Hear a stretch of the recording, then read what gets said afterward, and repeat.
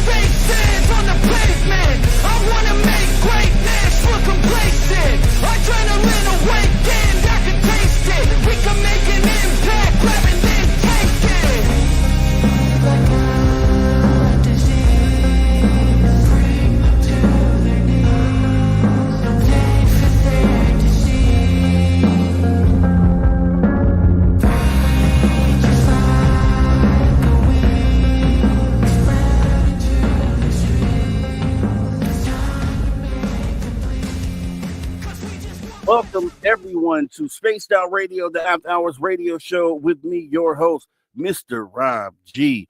We're going to have a fantastic show tonight. We're going to try something different tonight. We have two guests tonight, not together. We're going to do hour one with our guest tonight, Jim White of the Santee, Dakota Nation. And then hour two, we're going to have our guest, Jason Quitt. So first time we're trying this out. This is going to be awesome. I just know it is.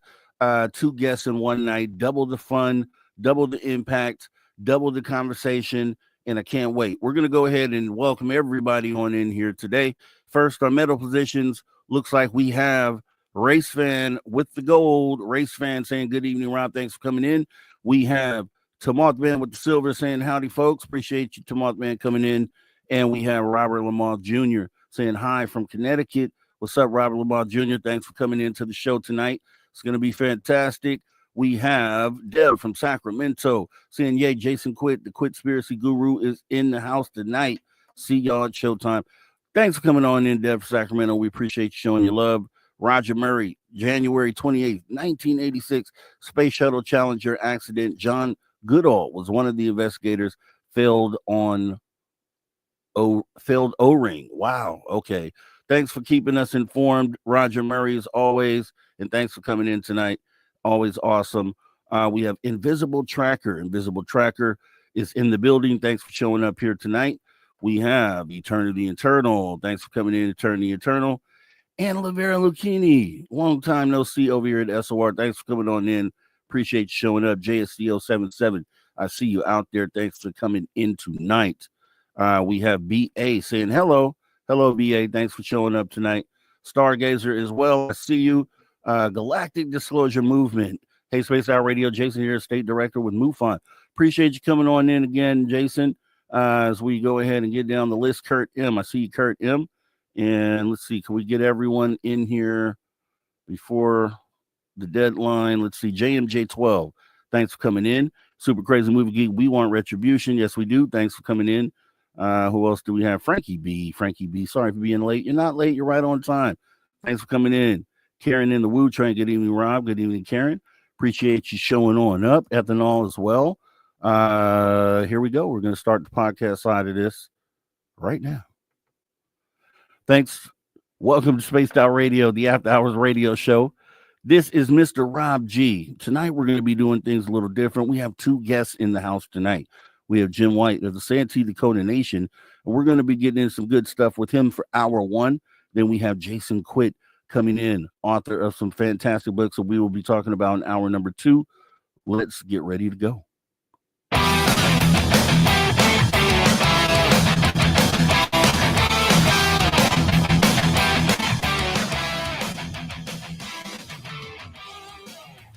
Greetings, space travelers. Welcome home. You just tuned your dial to Spaced Out Radio, the only place where you can own the night. I'm your host, Mr. Rob G. And tonight we'll be broadcasting on our terrestrial affiliates across North America, plus digitally on digital platforms all around the world. Don't forget, you can access our archives for absolutely free. YouTube.com/at Spaced Out Radio. And while you're there, please consider hitting that subscribe button. Also, don't forget to follow us on X and Instagram at Spaced Out Radio and at Spaced Out Radio Show. Our website is spacedoutradio.com, where the options are endless. You can stay up to date with the SOR Newswire. You can get yourself some official Spaced Out swag. But you can rock out to the man right there. You hear Ron Bumblefoot Thal, and oh so much more. Once again, it's going to be a fantastic show. We're doing something different tonight. We have two guests in the house tonight. We have Jim White with Santee, Dakota Nation for hours one. And then we have Jason Quitt coming in for hour number two. Double the conversation, double the fun tonight. It is going to be a fantastic conversation.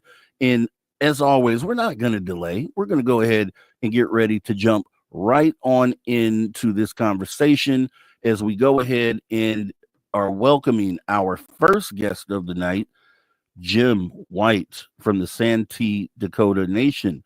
Hey, Jim, how are you? Hi, Rob. I'm good.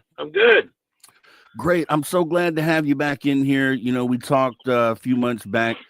You had a great conversation talking about the Yuwipi ceremonies. If you guys missed that, and the reason why Jim White is calling in today is because he's on Facebook Hill, where it's the only place on the reservation to get service.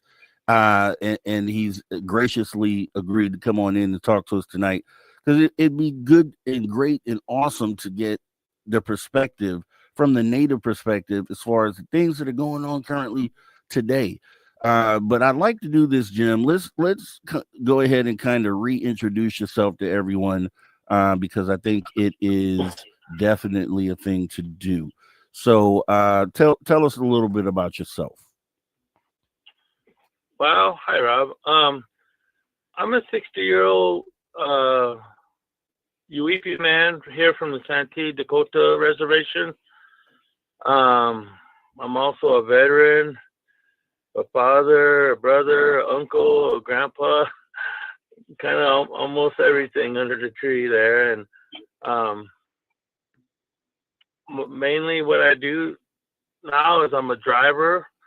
I'm a medical driver. I drive people to their long-range doctor appointments and such. And I used to be an over-the-road truck driver for 20 years after I got out of the military. And basically, I just work and do ceremonies, you know. That's pretty much my life. That is awesome. We did definitely dive into ceremonies, but talk to us a little bit about the type of ceremonies that you do and what the purpose is for that. Excuse me, Rob. First ceremony we do is a sweat lodge, and we, in our Dakota language, we call it the Yuwipi ceremony. It means to pray and to purify oneself. And a basic thing is we got a small hut made of willows with usually blankets or tarps over it. We bring in some hot stones, and we close the door, and we pour water, and we pray, and we sing, and we ask for guidance and for good health and good health. And this ceremony was actually the first one in our creation stories, was the lodge, the Yuwipi Lodge. So that's the first ceremony I do. And then the second ceremony I do is Deja, which means vision quest, crying for a dream, crying for a vision, where you go pray in a sacred place for several days and nights, hoping to get some guidance, spiritual guidance. And so I've been doing that since I was 27, and I'm 60 now, so quite a few years. That's actually awesome. I mean, and you said the key word there, which is spiritual. A lot of these ceremonies that are conducted are heavily deal with spirituality and the spirit world. How is the spirit world viewed from the native perspective? Because, and the reason why I ask that is because in this field, there's spirituality is a big thing, consciousness, the whole connection to that. How is spirituality viewed in the spirit world from the native perspective? Well, basically what it is, it's our world. That's what we believe in, and that's how we live. And so it's the most important thing in our lives, to give us guidance in life and direction. And so I would say it's the number one thing. The most important thing is the spirituality and the ancestors and the spirits from the other side. We always say they're on the other side of the veil. Sometimes we could see through and see them, but they can see through and see us too. That's very interesting. I like that because I often talk about that, and I guess a lot of people in this community also talk about there being that veil.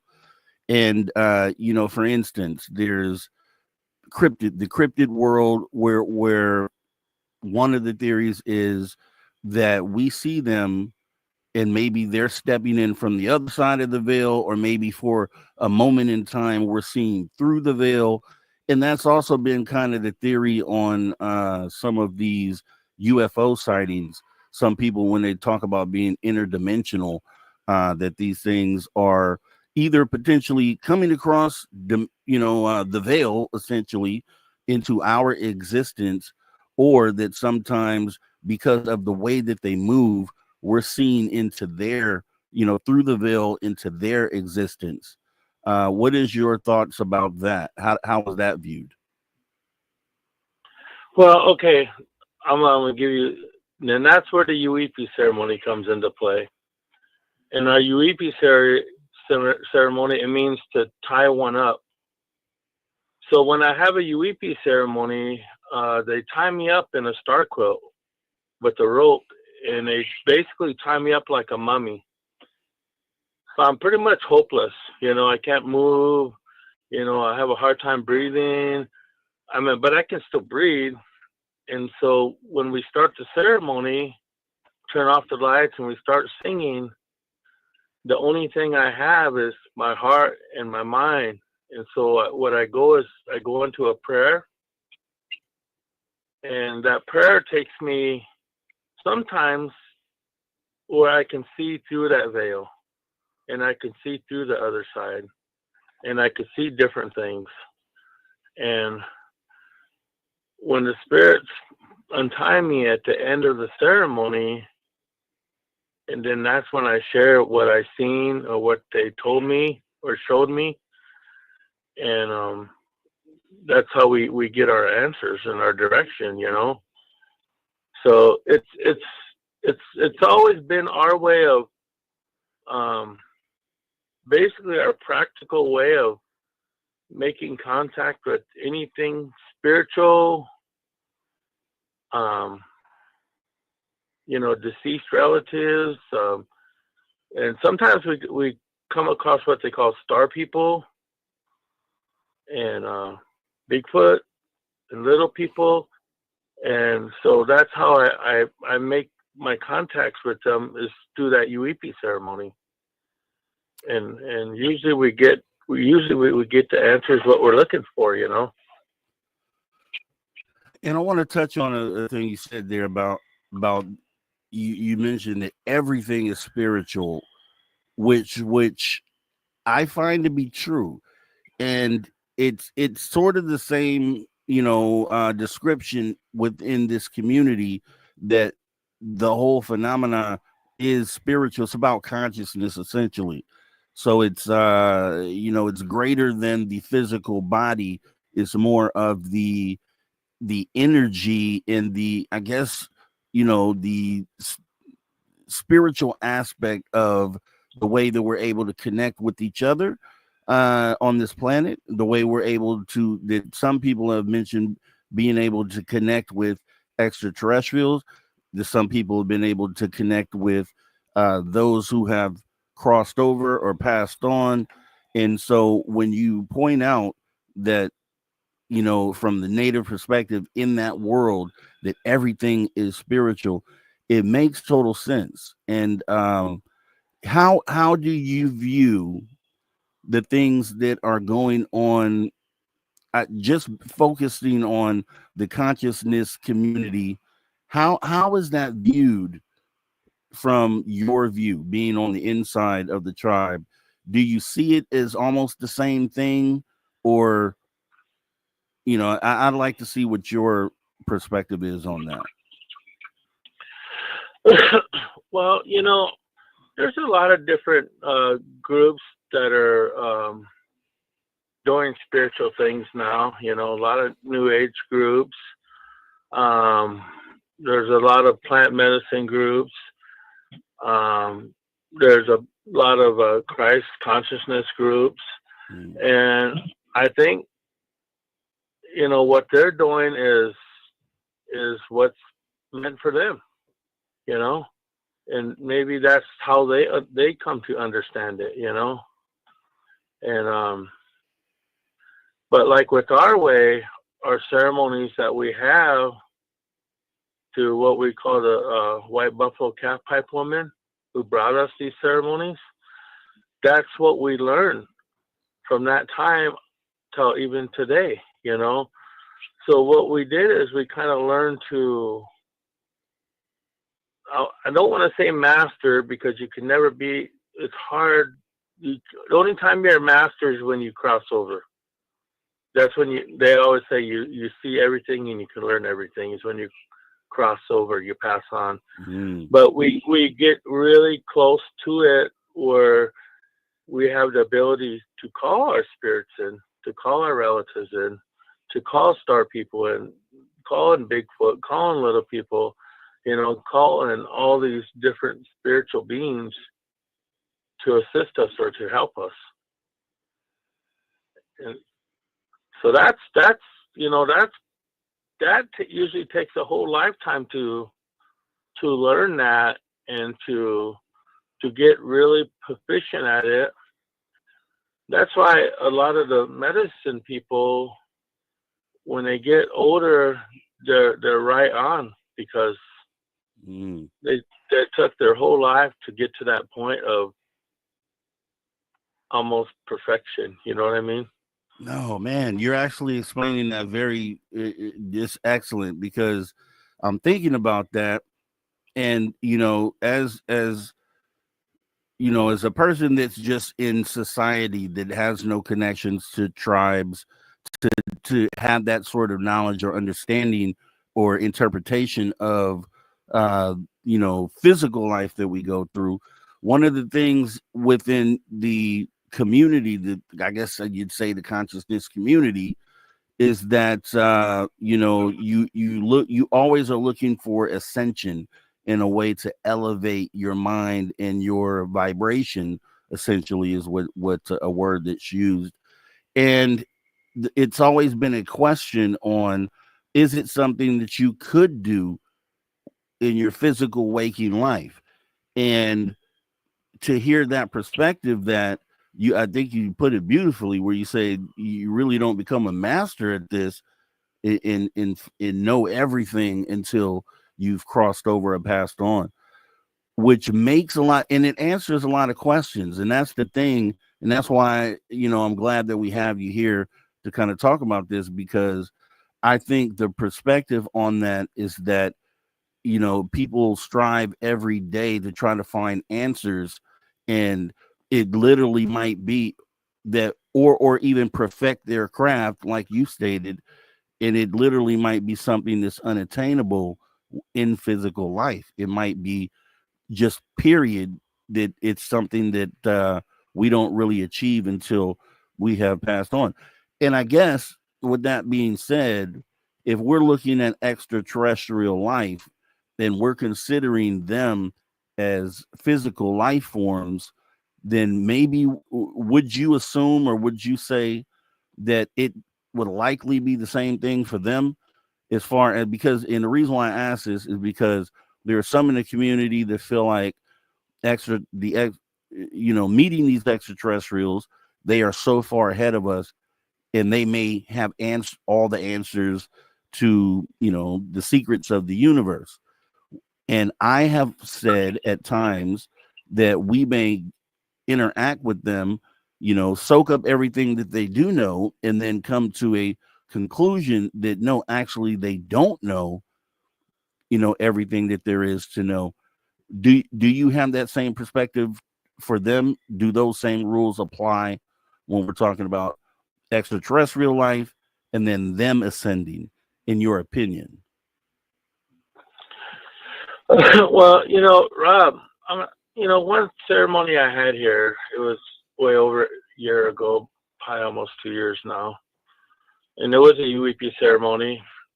And that's when the star being came. I'm going to just say a star man, because that's what it reminded me of. And, but the thing is, it wasn't physical. What it was like the consciousness or whatever. Mm-hmm. And so with that, it looked like basically a 10-foot floating angel that was amber in color. And then the people that were making bad prayers against me was against my cousin.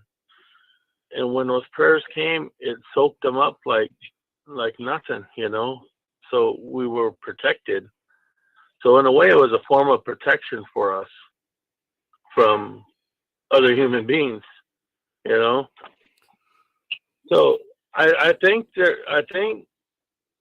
the reason why they're here is to help us to really understand who we are and what we are, Okay. And Well, let me ask you this, Jim, real quick. Then, because when I made that statement, it was under the auspice that we look at extraterrestrials as physical beings, the same that we are. And obviously they would have a consciousness element to them, as most living thing, or pretty much, I guess, all living things do. So I guess let me ask you this: is how from within the tribe, are extraterrestrials looked at as physical things, or are they looked at as spiritual beings? Well, I kind of think both, and I'm gonna tell you the reason why. You go down and you look at the petroglyphs, like in Arizona and Utah and New Mexico and Colorado, and there's some even in Minnesota, and they all got similar carvings. Yes. Okay. And so those people at that time had to see what they were, and they've seen it in a physical sense. But then maybe as time went on, maybe through the ceremony and through the prayer, the consciousness came through too to them, And so I'm saying both are very possible, physical and consciousness, And what we're trying to do, or at least what I'm trying to do here, is get to a higher plane of communication through prayer, through ceremony. Mm-hmm. And that's what I'm trying to do here. And that way I can share it with people, you know. Yeah, no, So that's what I'm doing. you make an actual great point there. I mean, and explain that very well as well.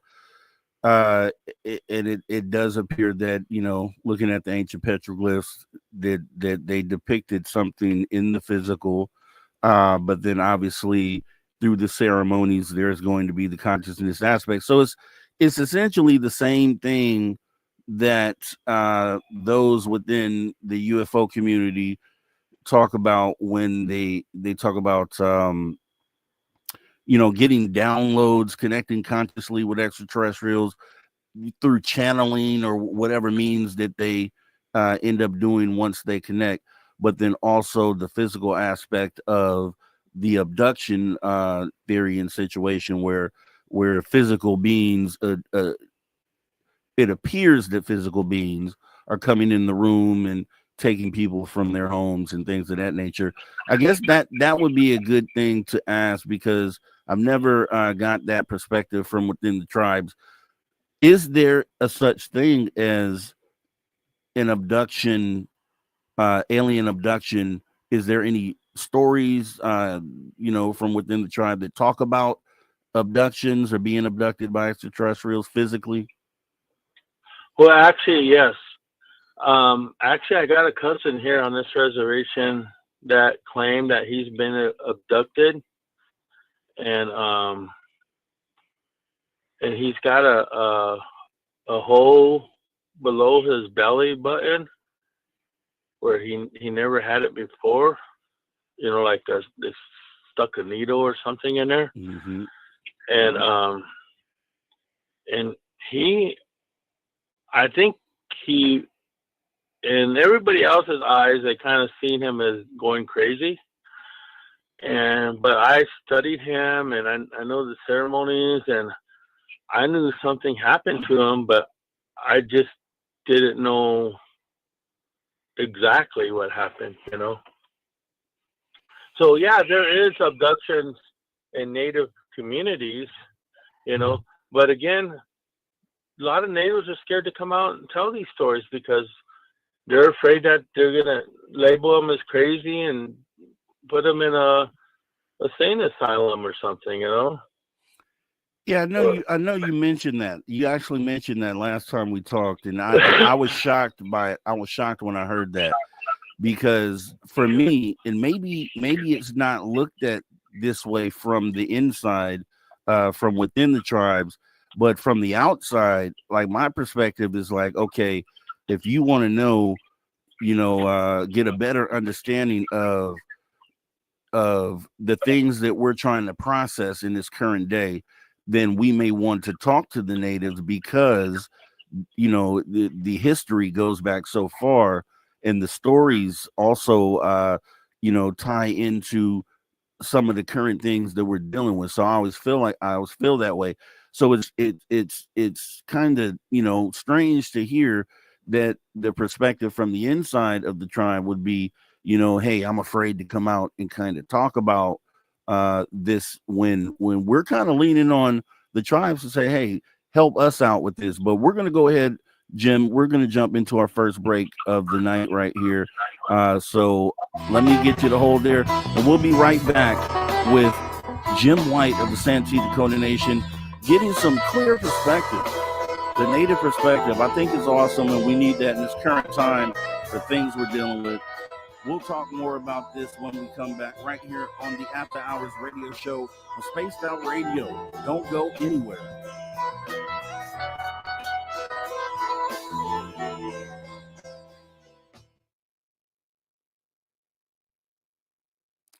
Okay, Jim, we are clear. We are clear. You can come back online. And Okay. We have about 5 minutes here. Sure. So yeah, it's awesome. It's awesome. So how have things been since last time we talked? It's been okay. I've been traveling a lot. You know that. I went to a Bigfoot conference in Yakima, Washington, in October. Okay. I was out there for a week. I just went as a spectator, you know, and I talked to some people out there, met some people, and shared my story. And then I came back home, and in November, I ended up going to Mexico. Wow. Down by Guatemala. Oh. Yeah. I went down there for a Sundance ceremony for 8 days. Wow. So are you connecting with other tribes out there, or are you what exactly were you doing? Well, they wanted me to come down there and do some ceremonies, like name giving ceremonies and Inipi ceremonies, and putting some war bonnets on a couple of their Sundance chiefs. And I Sundanced one run round at the beginning, and then I sang on a Sundance drum, and then I visited with everybody about different dreams and different things going on in their lives, and it was good. It was good. So are these the individuals that you're interacting with down there? Are they like tourist sort of people, or what type of individuals are these? No, these are Mayans. They're Mayan Indians. Got it. Okay. And then of course there's some, you know, Mexican people there. Mm-hmm. Mm-hmm. And the guy that runs it is Chief. I don't want to give his name just for his confidentiality, but he's a non-Indian guy. But he used to Sundance up here on our reservation when they started it in the late 70s. Wow. And so he met up with me, and we become friends, and he brought me down there to help him with their Sundance. And I went down there. That is awesome. You know, was that the first time you've been down there? Yes. The people are really poor down there, man. Yeah. But they're really beautiful people. Exactly. That's how I felt. That's how I felt when and I only went to tourist destinations. So you were really deep into the country there. I would like to do that. I would like to, a day would come where I could, you know, travel through that country. It's like I said, it's a beautiful country, and the culture is amazing. And you know, I'm part Mexican. You know, half of my side of my family is Mexican. So for me, it would be, you know, kind of getting back to some of my roots as well. So it's definitely something that I have to do, along with reconnecting with, you know, the tribes, because we have tribes on both sides of the family. And, you know, that's one of my missions and goals in life, is to do that too. So yeah, it'll be a spiritual journey for me once I do that. Good. I think you'll really enjoy it, because they were really beautiful people, and I mean, it was rough. It was roughing it, you know, but it was worth it, you know. And then I came back, and then I just went down to Jacksonville, Florida, and we had 4 nights of ceremonies down there. Mm. And now I'm kind of tired of riding on planes for now, anyway. As I was saying, I was just saying that I thought you were going to say that you you know, gone to a couple, you know, neighboring states. You literally traveled across the northern hemisphere. You know, that's awesome, and it's always good to be able to get out and see the world, just see things that you haven't seen before, places you've never been before. And I recommend people do that. If you listen out there, make sure you take time and not stay so busy, wrap them in the rat race, and get out there and see some country and some culture, and get some of that goodness in you, and you won't regret it. It's food for the soul. Is kind of how I look at it.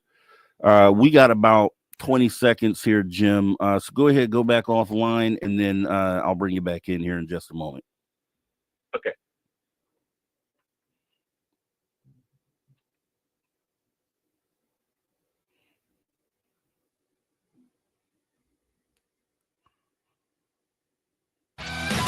All right, everybody, welcome back to Spaced Out Radio, the After Hours radio show on a special day where we have two guests here tonight. Right now, we're being joined in hour one by Jim White of the Santee, Dakota Nation, getting a lot of good knowledge. And we're going to continue to speak with him for the last half hour here.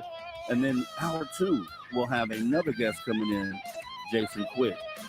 Brand new experience. Awesome show tonight. It's going to be great if we get back to the conversation with Jim White of the Santee, Dakota Nation. So, Jim, getting more into this, I mean, I think you really laid out some really good stuff here, you know, as far as the whole outlook. I think you've answered some questions, too, especially ones that I've had, because, you know, and I think maybe it's just the human brain that thinks that in this physical life we'll figure it all out, and it's like the thing that we strive to do every day, and we kind of, you know, bury ourselves in books and in blogs and all sorts of things where we can, you know, bring in information, but the truth of the matter is that we just may not ever get the big answers that we want until we have passed on. And maybe the physical life is just something that prepares us for the spiritual side of this once we cross that veil. I just wanted to know, what did you think about that idea? Do I have it about right? Well, yeah, I think you do. I think everything, when we're here on this earth, Mother Earth, we learn what we're meant to learn. And, you know, we're meant to do what we're set out to do. And I think when we do pass on, yeah, like a lot of the elders always say, is when we do pass on, then that's when we see everything and we know everything, you know? And so, but that doesn't mean you shouldn't stop doing it while you're actually alive. You know, you should keep always trying to learn and pray, Mm-hmm. and be a good human being, you know, and that way I think it makes the world a much better place. I really do. You know, it almost sounds like preschool, right? You know, they get you ready to get into actual school. You go through preschool to kind of prep you. It's like that's the life that we're living where, yeah, and it makes sense to kind of definitely stay engaged and involved in trying to absorb information, because you're going to need it when you go into that, you know, next phase, which is when you cross over the veil. And let me ask you about that. How is that envisioned from within the tribe? Like, what type of existence do you take on once you cross that veil? Like, what you know, what type, because you're no longer physical, you're in the spiritual.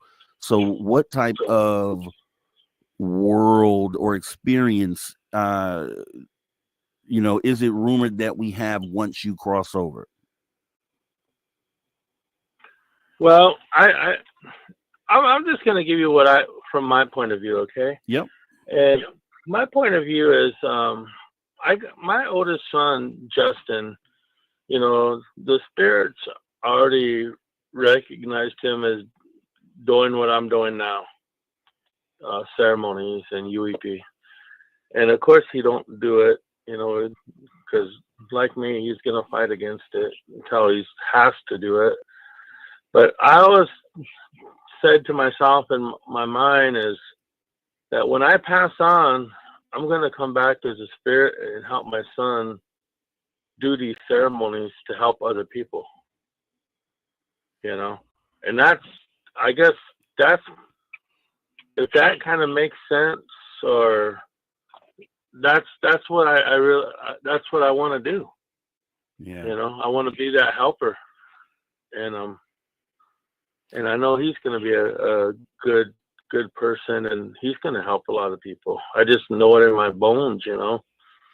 I just feel it. Yeah, I mean, you mentioned during our break here that you recently had done some traveling, and you'd gone around doing ceremonies. You connected with the Mayans out in Mexico, which is actually awesome. and you know, so exactly what you just said, as far as like, you know, doing what you can to spread the word and kind of make a difference, is like you're actually doing that, you know, with each of the stops that you make and individuals that you engage with. So that's actually pretty awesome. I did want to kind of also get into, because obviously we're have about 15 minutes left here.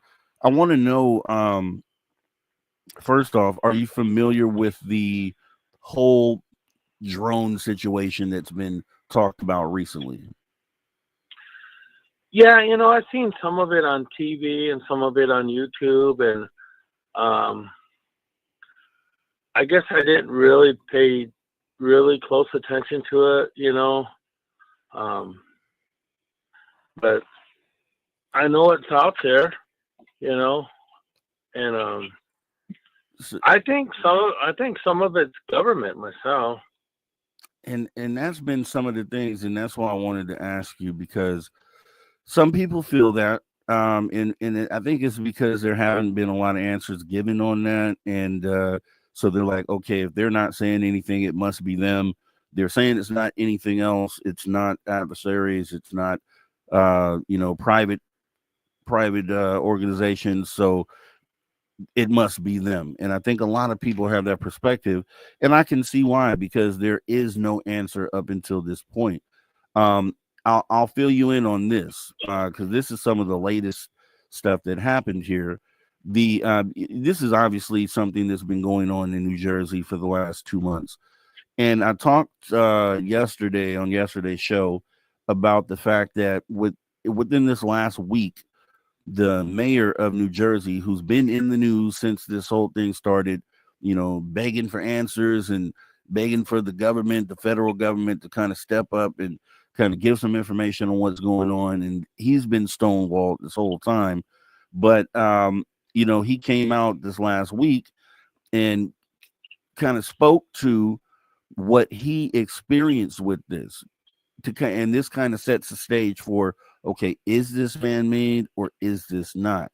So his account was, and I'll tell you this here, Jim, his account was that he connected with the videographer out there in Long Island, who had been, you know, over the last month kind of capturing data on these things. And he showed him video where they were seeing what we normally call orbs, the balls of light in the sky. And he was seeing those things literally in front of his eyes. He used the word transform. So transform into a physical object.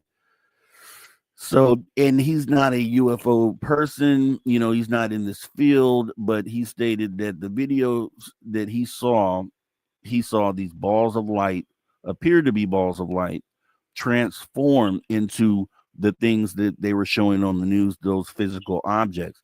And then there was another guy that I showed a video of, and about a month ago, he was just giving eyewitness account to one that he saw about 150 feet away, and he saw it as a mechanical object, but the picture that he took after it started to leave was a big ball of light. So the theory is, at this point, maybe that these you know, balls of light, these orbs per se, are transforming into those physical objects, where if that's true, then we could probably take that out of the man-made category and put that into the anomalous category.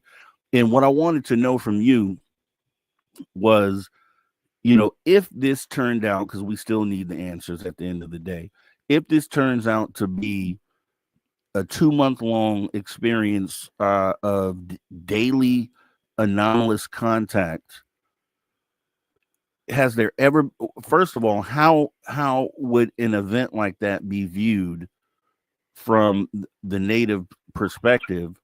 And has there been anything maybe the ancestors have talked about, that where there was some sort of prolonged mass, you know, activity in the sky? Well, here's what I think. Okay. Yep. I think those things are man-made. I mean, just from, my spiritual sense. Mm-hmm. And I think it's a new way of warfare that's coming. Okay. And what I mean by that is now they're pushing AI, and they're and drones, came up the last 20 years. I mean, improving. And I think that they can do anything. Sometimes maybe they can send like holographs that look like something is physical because it looks so real, but Okay. it could be something that's artificially made and can it attract, like the enemy. And when they get there, there's nothing there, And so, if I've been watching, these elections and all this stuff, and I hate to get political, but I think with Trump up there, all the billionaires, the tech billionaires around him, I almost see them like the new generals, because I think a lot of their technology is going to be used for military purposes or warfare, Ooh. And so that's kind of the way I see that. That's pretty deep. And as far as UFOs, the way it's been out here, and what I've seen out here in Indian country, you see something, but there's always something happens after. It's like it gives you a message or a warning, but it don't go for 2 months straight, So I mean that's my thought on that. Yeah. And that's fair, and that sounds good. And it's because we all have these spidey senses, and it's part of the consciousness, and we're in gut feelings and things of that nature. And it's cool to hear that your senses, as far as consciousness goes, that you don't feel any sort of you don't feel anything from the event, which is a big thing to point out, because as we also talked about yesterday, in a lot of cases, with most of the things that happen within this community, as far as with contact events, or there's usually accompanied with some sort of sense of awareness or consciousness to, or connection to, the experience itself. So it is actually kind of cool to hear you say that, because I think that definitely holds a lot of water, as far as that goes. Yeah. And I mean, I wish I could tell you more, but that's just how I really feel, and I mean, that's how it really feels to me, I guess I should say. Yeah. And that's the reason why I wanted to get your perspective, because being that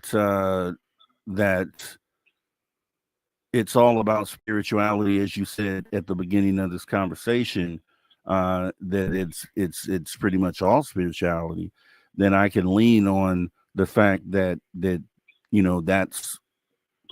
that's where you live, and I can almost I can count on the opinion of whether or not you had a connection with the event to be something that's valid and should be validated. So that's actually pretty awesome for you to say that in this moment, because I think there's going to be people out there that feel exactly the same way, like, yeah, I'm not getting anything from it. And I think actually Deb Shakti, our guest from last night, kind of mirrored that sentiment as well. So that's two individuals, spiritual individuals at that, because Deb's is highly spiritual.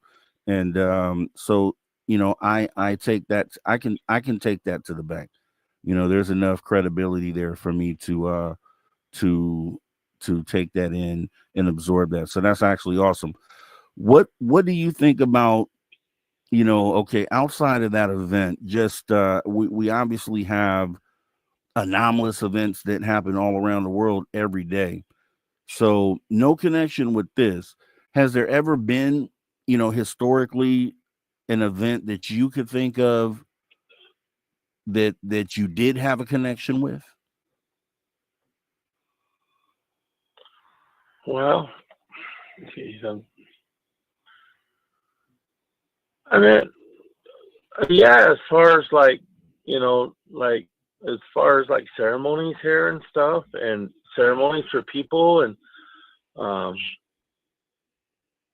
I guess I'll share one thing. This happened 2 years ago.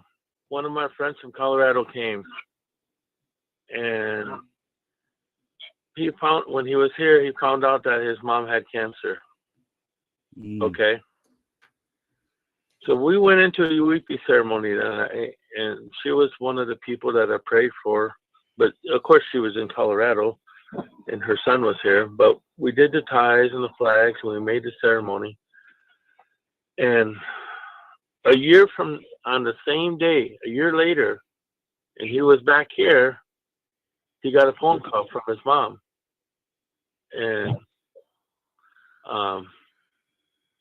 she told her son that she's now cancer free. Wow. And so we had a ceremony that night, to thank the spirits for helping her and stuff. But I knew she was gonna live, even though she had cancer. Okay? I don't know how or why or where or when or anything like that. I just knew that she was gonna live. And when a year later, when he got that phone call, and he told me, and he of course he was very happy and thankful and grateful, and I just knew that lady was going to live, his mother. And so there's certain things that I pick up on. I just got a strong knowing, and some things that may be going on, I may not even have a feeling towards it. So usually what that means is it's probably not true, or Yeah. And that's just where it is for me. And to verify it, then I go into ceremony and ask, and ask the spirits, is this true or not, and hopefully I usually get my answer, and then I know for sure. See, and and once again, that resonates, I know, with so many out in this community, in just the consciousness UFO community, because a lot of the things that you're saying that are tribal practices and ceremonies are, some of the things you do within those ceremonies are things that people within the consciousness and UFO community talk about doing, but they may call it different names, like the healing, right? I think that's the Reiki, right? Where they use healing energy to kind of cure illnesses and things of that nature, which is it really aligns with some of the things you're saying. So I know that resonates with that group or that crowd of individuals very well. And I think that's the one thing we do know, is that out of all this, there is an energy that is constant and that connects us all. I think we all know, and we can pretty much say for sure, for fact, that there is definitely, an umbrella sort of consciousness to everything that exists off planet, on planet. I feel like throughout the universe, so everything ends up being interconnected. So, to hear that these are the practices within the tribe makes a lot of sense and kind of confirms some of the things that people in the consciousness community, UFO community, like some that are just coming in, may not be sure about. They're just like, okay, that sounds cool or maybe plausible, but I don't really know. But then when you see that this has been the practice within the tribes, which I always felt like, and I'll say it every time, is where we should be looking at or leaning to kind of validate and get our information, which is exactly why we're having this conversation today. I think it really brings it home. So it's awesome that you're able to kind of, connect those dots for a lot of people and, really confirm, some of the thoughts that some people may not have had the answers to. So that is actually pretty awesome. Now, what is your outlook? We're in 2025. Last time we talked, there's been a lot of things that transpire since then, even this new crash retrieval thing. I know you're not really up to date on that, but what is your perspective for 2025? I know you've done this traveling. You got to, connect with people on a spiritual level.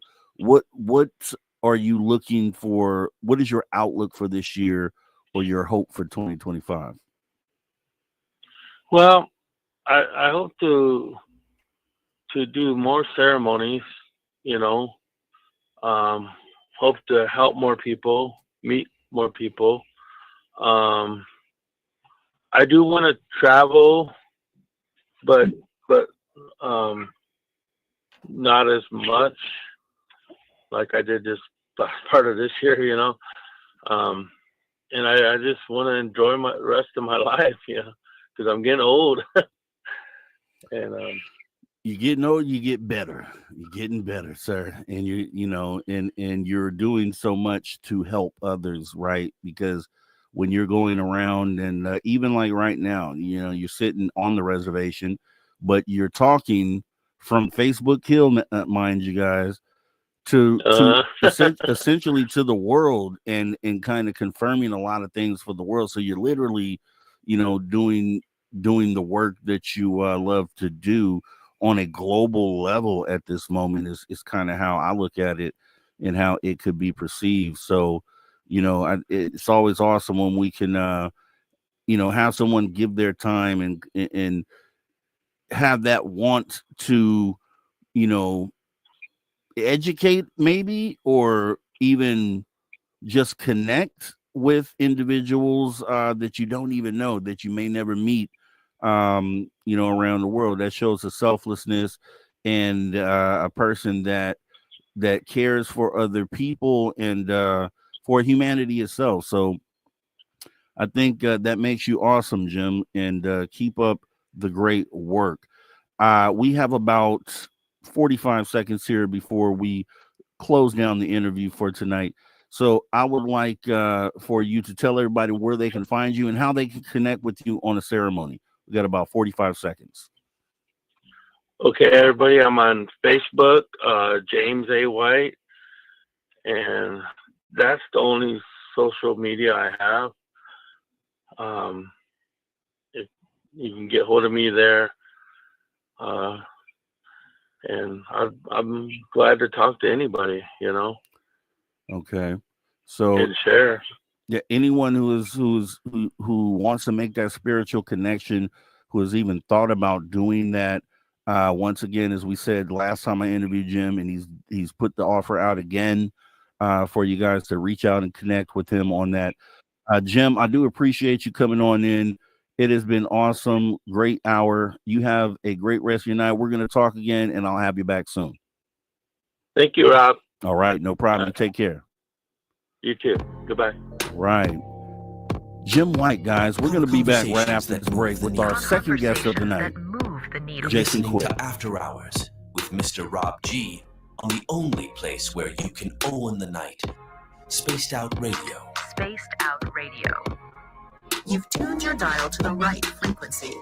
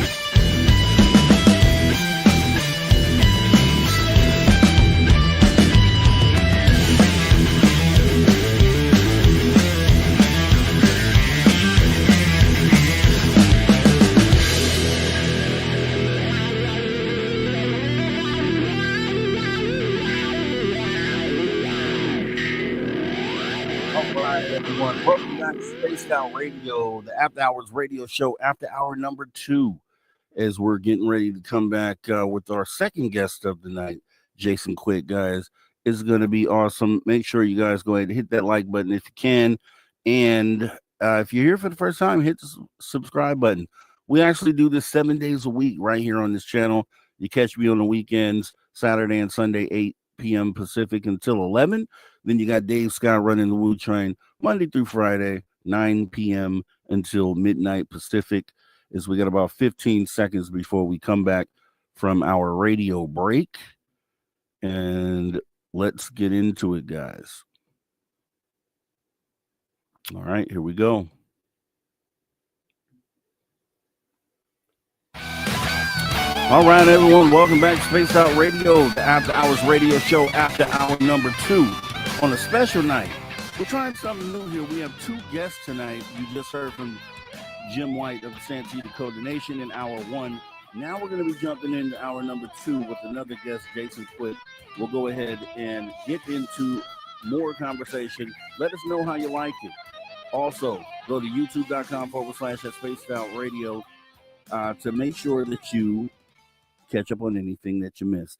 So without further delay, we're going to go ahead and actually bring in our second guest of the night. And let me go ahead and bring up some information on this gentleman. Jason Quitt has been teaching and lecturing on the subjects of mysticism, shamanism, out-of-body experiences, astral projection, meditation, and Qi Gong. Since 2010, Jason has been studying various energy modalities and spiritual practices since 2002. After graduating from the Institute of Energy Wellness in 2005, Jason has continued his journey into ancient systems of mysticism, metaphysics, wellness, and shamanism to this day. Also is the author of a few books that we'll go ahead and be talking about here today. So let me go ahead and bring to the stage our second guest of the night, Jason Quitt. Hi, Jason. How are you today? I'm good. How are you doing? I am doing well, Jason. I'm definitely glad that you were able to join us here today. Appreciate you giving us your time. And, would like to get some enlightenment, because I checked your channel out, which, by the way, Jason does have a channel. Make sure you guys go over and subscribe to that. What is the channel, actually? How can they get there? Are you speaking about YouTube? Yes, YouTube. I haven't really used it, but I did put up some videos. So I think it's Jason Quitt. I have to start getting into putting out some videos. So maybe this is some motivation. Yeah, exactly. I was going to say the same thing. And our mods are really good at gathering that data. So I'm sure we'll have your information put in the chat here momentarily. So, with that being said, you're a friend of our guy, Drew Banky here, who definitely recommended you and made the connection, which is awesome. So always appreciate it. And, the content that I was able to find on you, you talk about a lot about spirituality. You have some books. But first, let's start here. What actually got you into this whole spirituality subject, growing up? Was there an event or a connection? What actually brought you to where you are?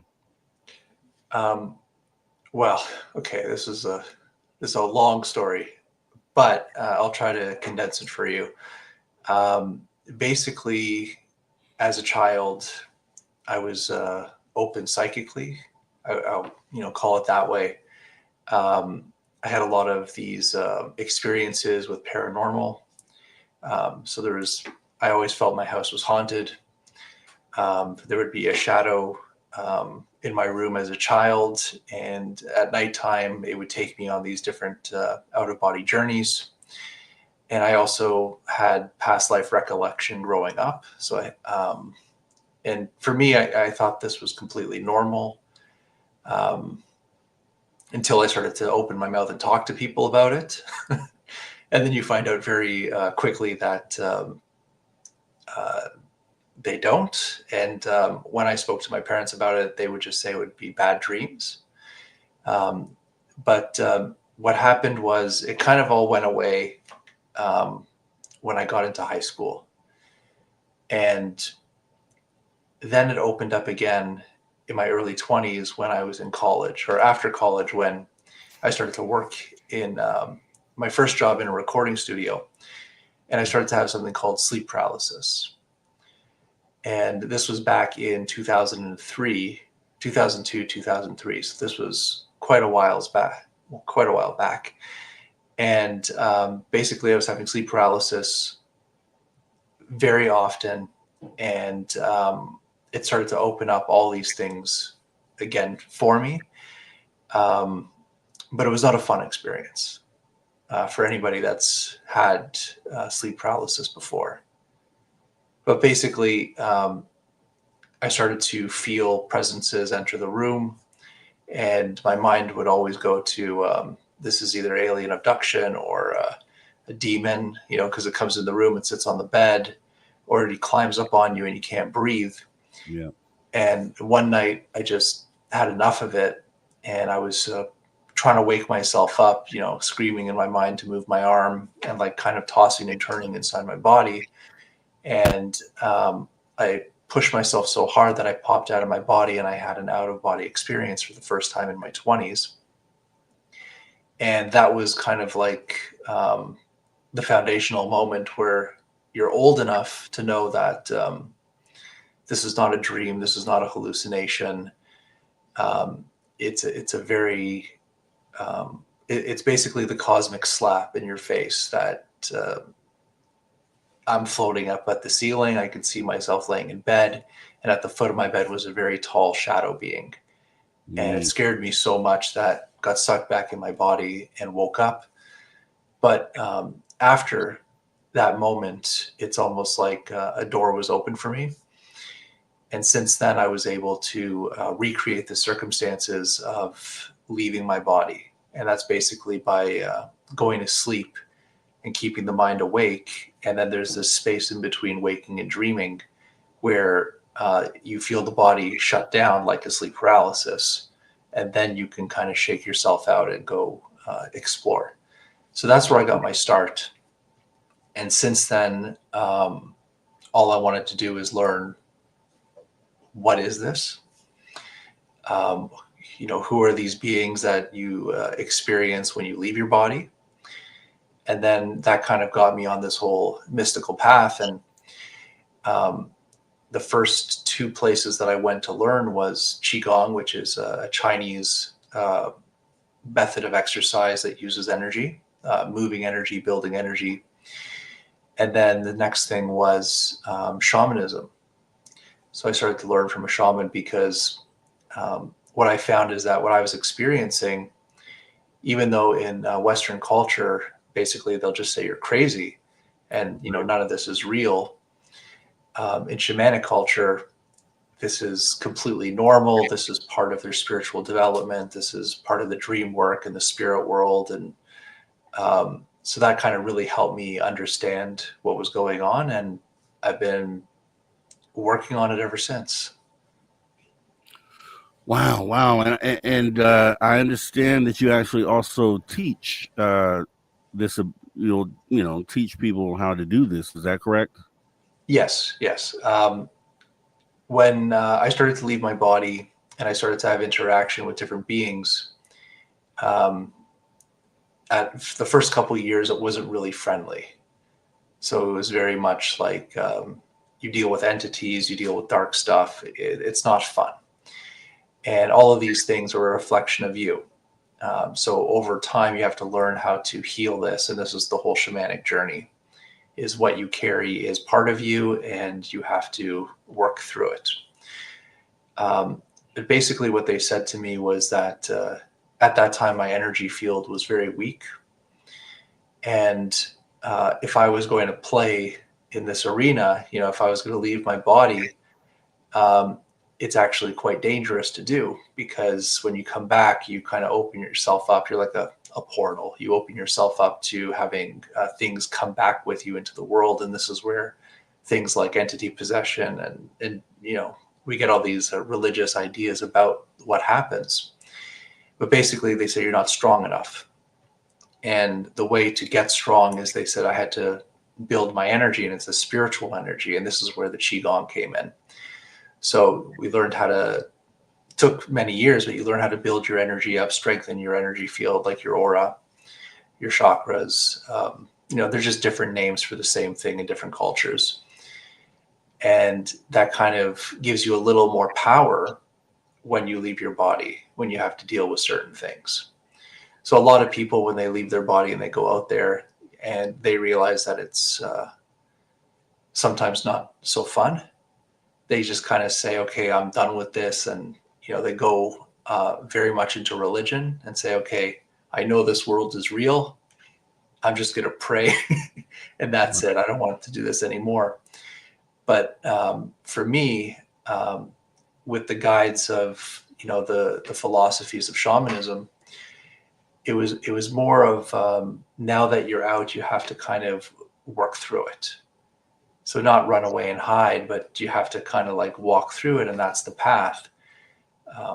So that's what I've been doing for a long time. And the Qi Gong postures is what I teach. So basically, there's like hundreds of thousands of different Qi Gong methods or postures. Everybody has their own method. In China, there's I can't even tell you how many millions of people practice Qi Gong daily in China. But when I started to do it, I started to go back to past lives in Egypt, where I'd be standing in a temple with a person that looks like the pharaoh, and they would be standing in a posture, and all I would do is stand in front of them and copy them, and I would feel the crown chakra open up, and basically like a waterfall of energy going through my body, which was quite intense. And I would wake up in bed from it, because you do this in your sleep. It's not like you're being abducted or anything like that. You're doing this in your sleep. I wake up in those postures in bed, and I could still feel that energy flowing until I disconnect from that posture. So I knew that this was a very powerful way of connecting to energies. So I wrote a book called The Egyptian Postures of Power. And this book goes through not only mysticism and philosophies of energy healing, but it also takes you through various postures that I learned. That when you hold a posture in a certain way, you're channeling and moving energy through your body in a specific pattern. And by doing this, you're starting to strengthen and build your energy fields. So, and I want to go back just a little bit, because you were talking about the experience of the astral or out of body experience, essentially.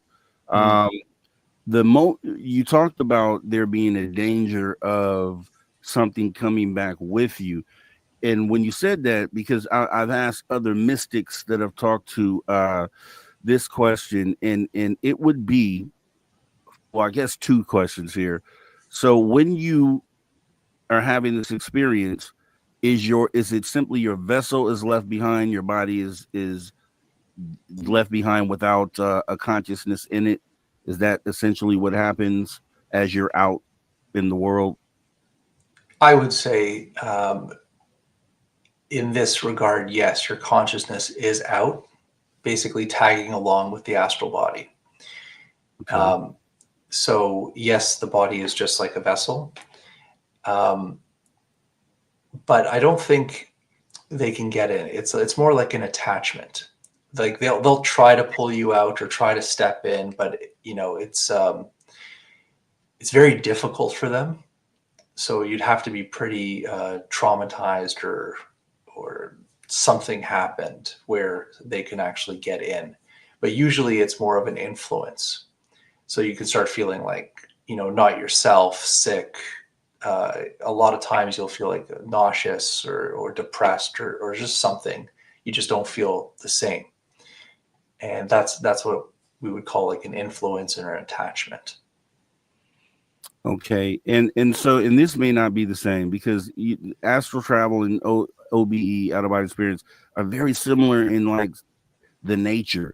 And I'm unclear, maybe you can clear this up for me, if because it sounds like with these attachments, my question has been when on the subject is, when you are out of your body, is there a situation where you may not be able to get back to your body, or are you in full control the entire time? You're definitely going to get back to your body, but you may just have some tag-alongs.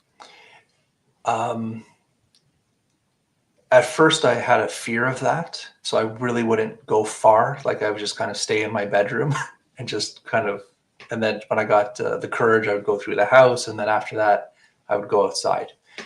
But once you kind of get to a certain place, it's almost like you lose control. It's almost like your astral body has its own consciousness, its own mind, and it does certain things or tasks while you sleep. So you're like actually, at first you're in control, and then something else kind of takes over. And the moment your mind, like, let's say Jason's mind says, I want to go here, I want to do this, it's almost like they kick you out of the experience and you wake back up. So for me, it wasn't about the fear of not being able to get back. It is, how can I prolong my awareness in this out of body state? You know, so that's the challenging part, is trying to stay conscious or stay aware in that state. I've heard a lot of people say, you know, you have a silver cord, and this is what will. I've never seen a silver cord in my life. I don't know if that's just me, or I've spoken to a number of people who have left their body in astral travel, and all of them tell me the same thing: they've never seen it. So I don't know if this is just like a philosophy or symbolism, but I've never seen a silver cord. But for some reason, you're kind of like locked to your body. So if you're not dead, you're locked to your body. So it's very hard to be separated. So that's why I'm saying, like, I try my hardest to kind of stay conscious in the outer body state. And that's the challenge. Okay, and that actually it lines right up, because we have a friend of the show named Eugene Braxton, who's also a mystic, and he essentially described it basically the same way that you did there. And I wanted, so going further than that, there was an experience that I personally had that I want to actually bring up to you. Maybe you can help me sort through this. There recently, maybe 6 months ago, I had an experience where, okay, I'm in bed, because I believe I've astral traveled. Let me start here. So there's a place that I end up 20 years ago, roughly, is when it started. I would have what I now believe to be astral travel, where I'm going to this detailed place, streets, buildings, everything detailed. And I would repeatedly, for a period of maybe 2 weeks, continuously go to that place every night. And then what would happen was that experience stopped. 10 years goes by, and then out of nowhere, same exact experience. Everything still the same, detailed in the same fashion. Everything exactly where it was 10 years prior. No changes there. Okay, so I had that, and I believe that to be astral travel, going somewhere to some unknown destination. But I also recently had this experience where I'm in bed and I'm awake, looking at the television, laying in bed, leg hanging off the bed. And for whatever reason, I don't know why, my conscious state appeared like I was going from being fully awake and then drifting. And this I have to show you, is like drifting into not an unconscious state, but maybe an astral state, but everything is still present in there. So you can't really tell that. I couldn't really tell I was slipping into that, but the thing that let me know that I was I was getting this physical, I don't know, it felt like something grabbing my leg, right? And so it freaked me out. So now I'm like, oh wow, okay, I must have kind of dozed off a little bit, let me stay up. But I could not control the slipping back into that astral state. It was like taking me back there, bringing me back here. And there was a moment in time where I didn't really have an awareness of which side I was on. Do you understand that? And then Oh what yeah. would you describe that to be? Well, what I'll say is that you were slipping between the dimensions, and you said something was kind of grabbing your leg or grabbing your foot, and that's usually what's happened. You had like a visitor that's saying, hello, let's get you out. Could be positive or negative, but yes. And this is also going back to the whole abduction experience, where people believe that because I personally believe that the absolute majority, like 99% of the cases of let's say abduction scenario cases, are astral cases, and that because you're not aware of the astral state or the out-of-body state, that first instance, like when you're in your bedroom, there is no difference between your bedroom in the astral state and your bedroom in the physical state. It's like an identical mirror. So you can wake up in the astral and be paralyzed, frozen, unable to move, unable to scream or talk because you're not in your body. It could feel 100% real. And if you didn't understand that state, you would think it's 100% physical that you're doing this. Now, going back to the other thing that you were discussing of going to the same place, for you, did it feel like a familiar place? No, No. not at But all. you kept getting drawn back. Was it something like on Earth, like a city that would be here? Yes. Okay. Would it be like in the future, in the past, or something very present? Great question. And actually, I think it would be. I would have to say present. Yeah. Okay. What I would say is I don't even want to call it an astral trip. I would say that this is, we live many lives in many places at once. So our energy, our spirit, our awareness is not just here. We have simultaneous lives, simultaneous existences. I don't know how it works, but that's how I've experienced it. So it's almost like waking up in an alternate reality, or getting to travel. And I think that's what you were experiencing, is an alternative reality that you also exist in. And this is why you keep going back to the same place. And even to go a step further, because one of the more, as far as that incident goes, one of the more recent times that I've had gone to that place, I actually took my girlfriend with me. It was weird. She was there, and I was literally showing her around, and I was showing her the different because there were a set of scenarios that would happen during the experience, and I knew those things would happen, so I would tell her, look, this is what's going to happen here. And when I woke up the next day, it was so real, and it was real every time, but it was so real that I literally had to go to her and say, did you have a dream last night? And she's like, no, why? And I'm sitting on the couch, and I'm just like, because I went to this place again, but this time you were there. I took you. Do you remember or recall anything like that? It was that real that it had me to question her. So yeah, and I just had to put that out there. But we have about 30 seconds here before we go to break. This is awesome. I can't believe, Jace Quitt, you're answering a lot of questions for me today, and I have a lot more here for you. So we're gonna go ahead and get into that here in just a minute. And I know Armand did put your link in the chat. I just had it up, and let me bring it back up. Apparently, it is youtube.com/@ Jason Quitt. Simple as that. That's easy. Exactly. Easy. Exactly. I was just going to say my main website is thecrystalsun.com. Okay. And then we have Super Jet here saying, Jason Quitt, I sent a friend's request on Facebook. Okay. I don't really answer those things, but I'll go check. Is it Galactic Disclosure? Is that the name of it? That is it. Just go ahead and check. I'll look. And we'll go ahead and get ready to take this break right here on Spaced Out Radio, the After Hours radio show.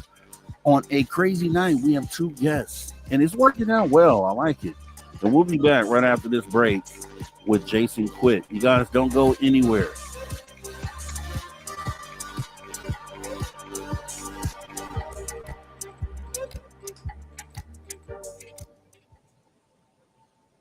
All right, awesome.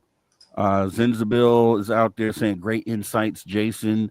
You're on the game, and I know a lot of people were looking forward to you coming in too, Jason. So you definitely have people who are anticipating your appearance. To Mothman, who's the awesome mod out there, who put your YouTube channel out there, put your thecrystalsun.com also in the chat, which is where you can find Jason as well. And let me say hello to some of the people I didn't get to talk to earlier because we ran out of time. Let's see. Yes, I will ask that. Deb, and actually, I'll ask it right now. Why not? We're on break. Deb from Sacramento wants to know, Jason, what is your number one favorite conspiracy theory of all time? Wow. I haven't given this one much thought. I've covered so many conspiracies over the years. I think my number one favorite conspiracy, I have no idea. I'm gonna have to really think. I'm sorry, Deb. Hi, Deb. By the way, it's been a while. Oh my God, that's excellent. I would say my number one favorite.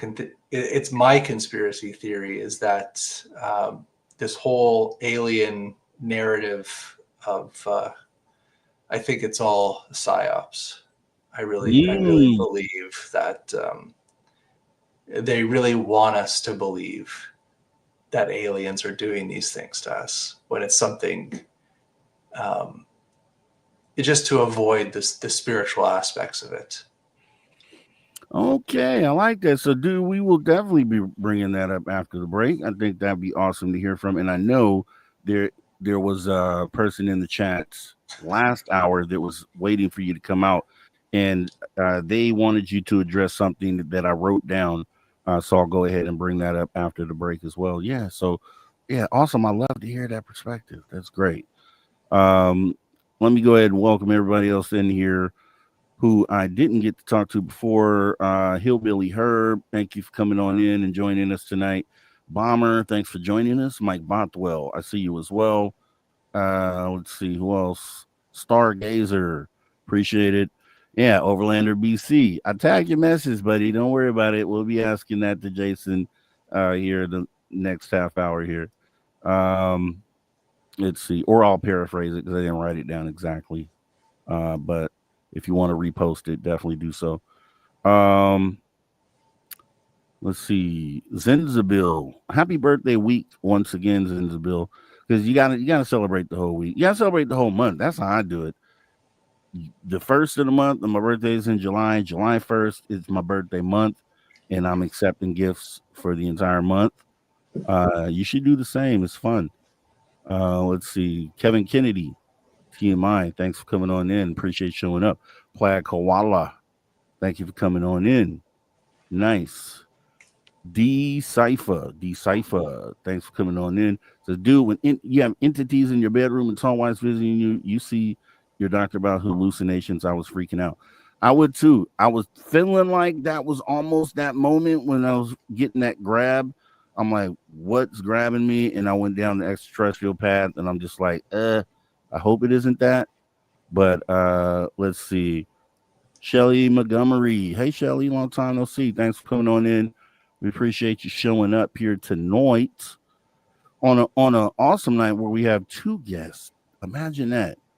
We was like, let's try this out. 2 guests in one night, and I like it. So let's see if we may do this going forward as well. Jessica S. Thanks for coming on in, Jessica S. Dave, not Dave Scott, but another Dave. Hey, Dave, thanks for coming on in. Welcome to the show, Lee. Thanks for coming on in. Appreciate you. Oh, I didn't see you say hey earlier, Shelley Montgomery, but hey, right back to you. Let's see. Yep, Galactic Disclosure. We got you. Who else do we have here? Who do we miss? Anyone else? Pat Breeze. Oh, new name. Thanks for coming on in. Let's take a second to say that before I say hello, the Andromedan. If you're new here tonight, consider hitting that like button. Maybe even consider hitting the subscribe, because we have a show going on here 7 days a week, almost 365. We do take the occasional break, but you can always find some great content right here on Spaced Out Radio. The weekends are mine, and Saturday and Sunday is where you'll find me right here, 8 p.m. Pacific until 11 p.m. Dave Scott runs the show Monday through Friday, 9 p.m. until midnight. And they're just powerhouse shows. You should definitely consider coming back.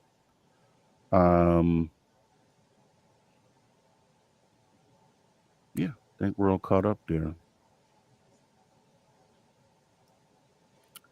Oh, May. Okay, May, another new name. I'm sorry I missed you, Mr. Melted, Emperor Penguin, as we got about 5 seconds to go. Anyone else at the buzzer? Too late. Here we go.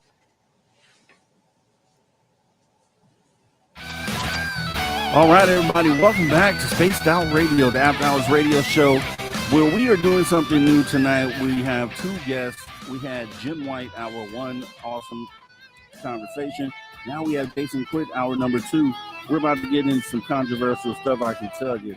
You don't want to miss it. Don't go anywhere. And also, if you missed any of the show tonight, make sure you jump in the archives. YouTube.com/that Spaced Out Radio, as we get right back into the conversation. So before we get into the controversial stuff, Jason, I did want to ask you a question about just what is your definition of consciousness? Like, how would you define consciousness? I would say that consciousness is awareness. All right. And when we talk about a consciousness field, I would say everything is conscious. So even like holding a crystal or a tree or a plant, everything has a consciousness to it. Even the air is a spirit. So I have that kind of shamanic perspective that everything is awareness, everything is consciousness. And that is basically what this all is consciousness is holding all these atoms together that's giving us this experience. Great explanation there. And when you said plants are conscious, it always makes me think of that movie, The Happening, where the plants and the grass are alive and they start putting off pheromones and making humans do bad things to each other. So I always think of that, and I always think about this plant that I saw on TV called, oh my gosh, I can't remember the name. I'm going to murder it.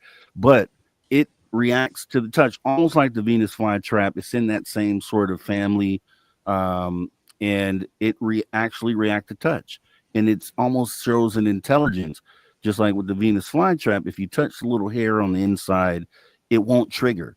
It needs to be triggered multiple times in order to replicate something that might be alive for it to react. So that just shows that there has to be some level of consciousness there in plants, and kind of makes you think differently on how you deal with, and treat plants and things when you go outside in the world. So it's a good thing to know, for people to know. But getting more into the controversial stuff, because during the break you did mention that you had an opinion on the whole UFO scene and what's going on here, because there's a lot of crazy things that are in the sky. The New Jersey drone thing, I'd love to hear you talk about that. The recent crash retrieval video shown on News Nation, and you stated you had an opinion on all this, and I'd like for you to go ahead and kind of lay that out for us. Let's talk about it. All right.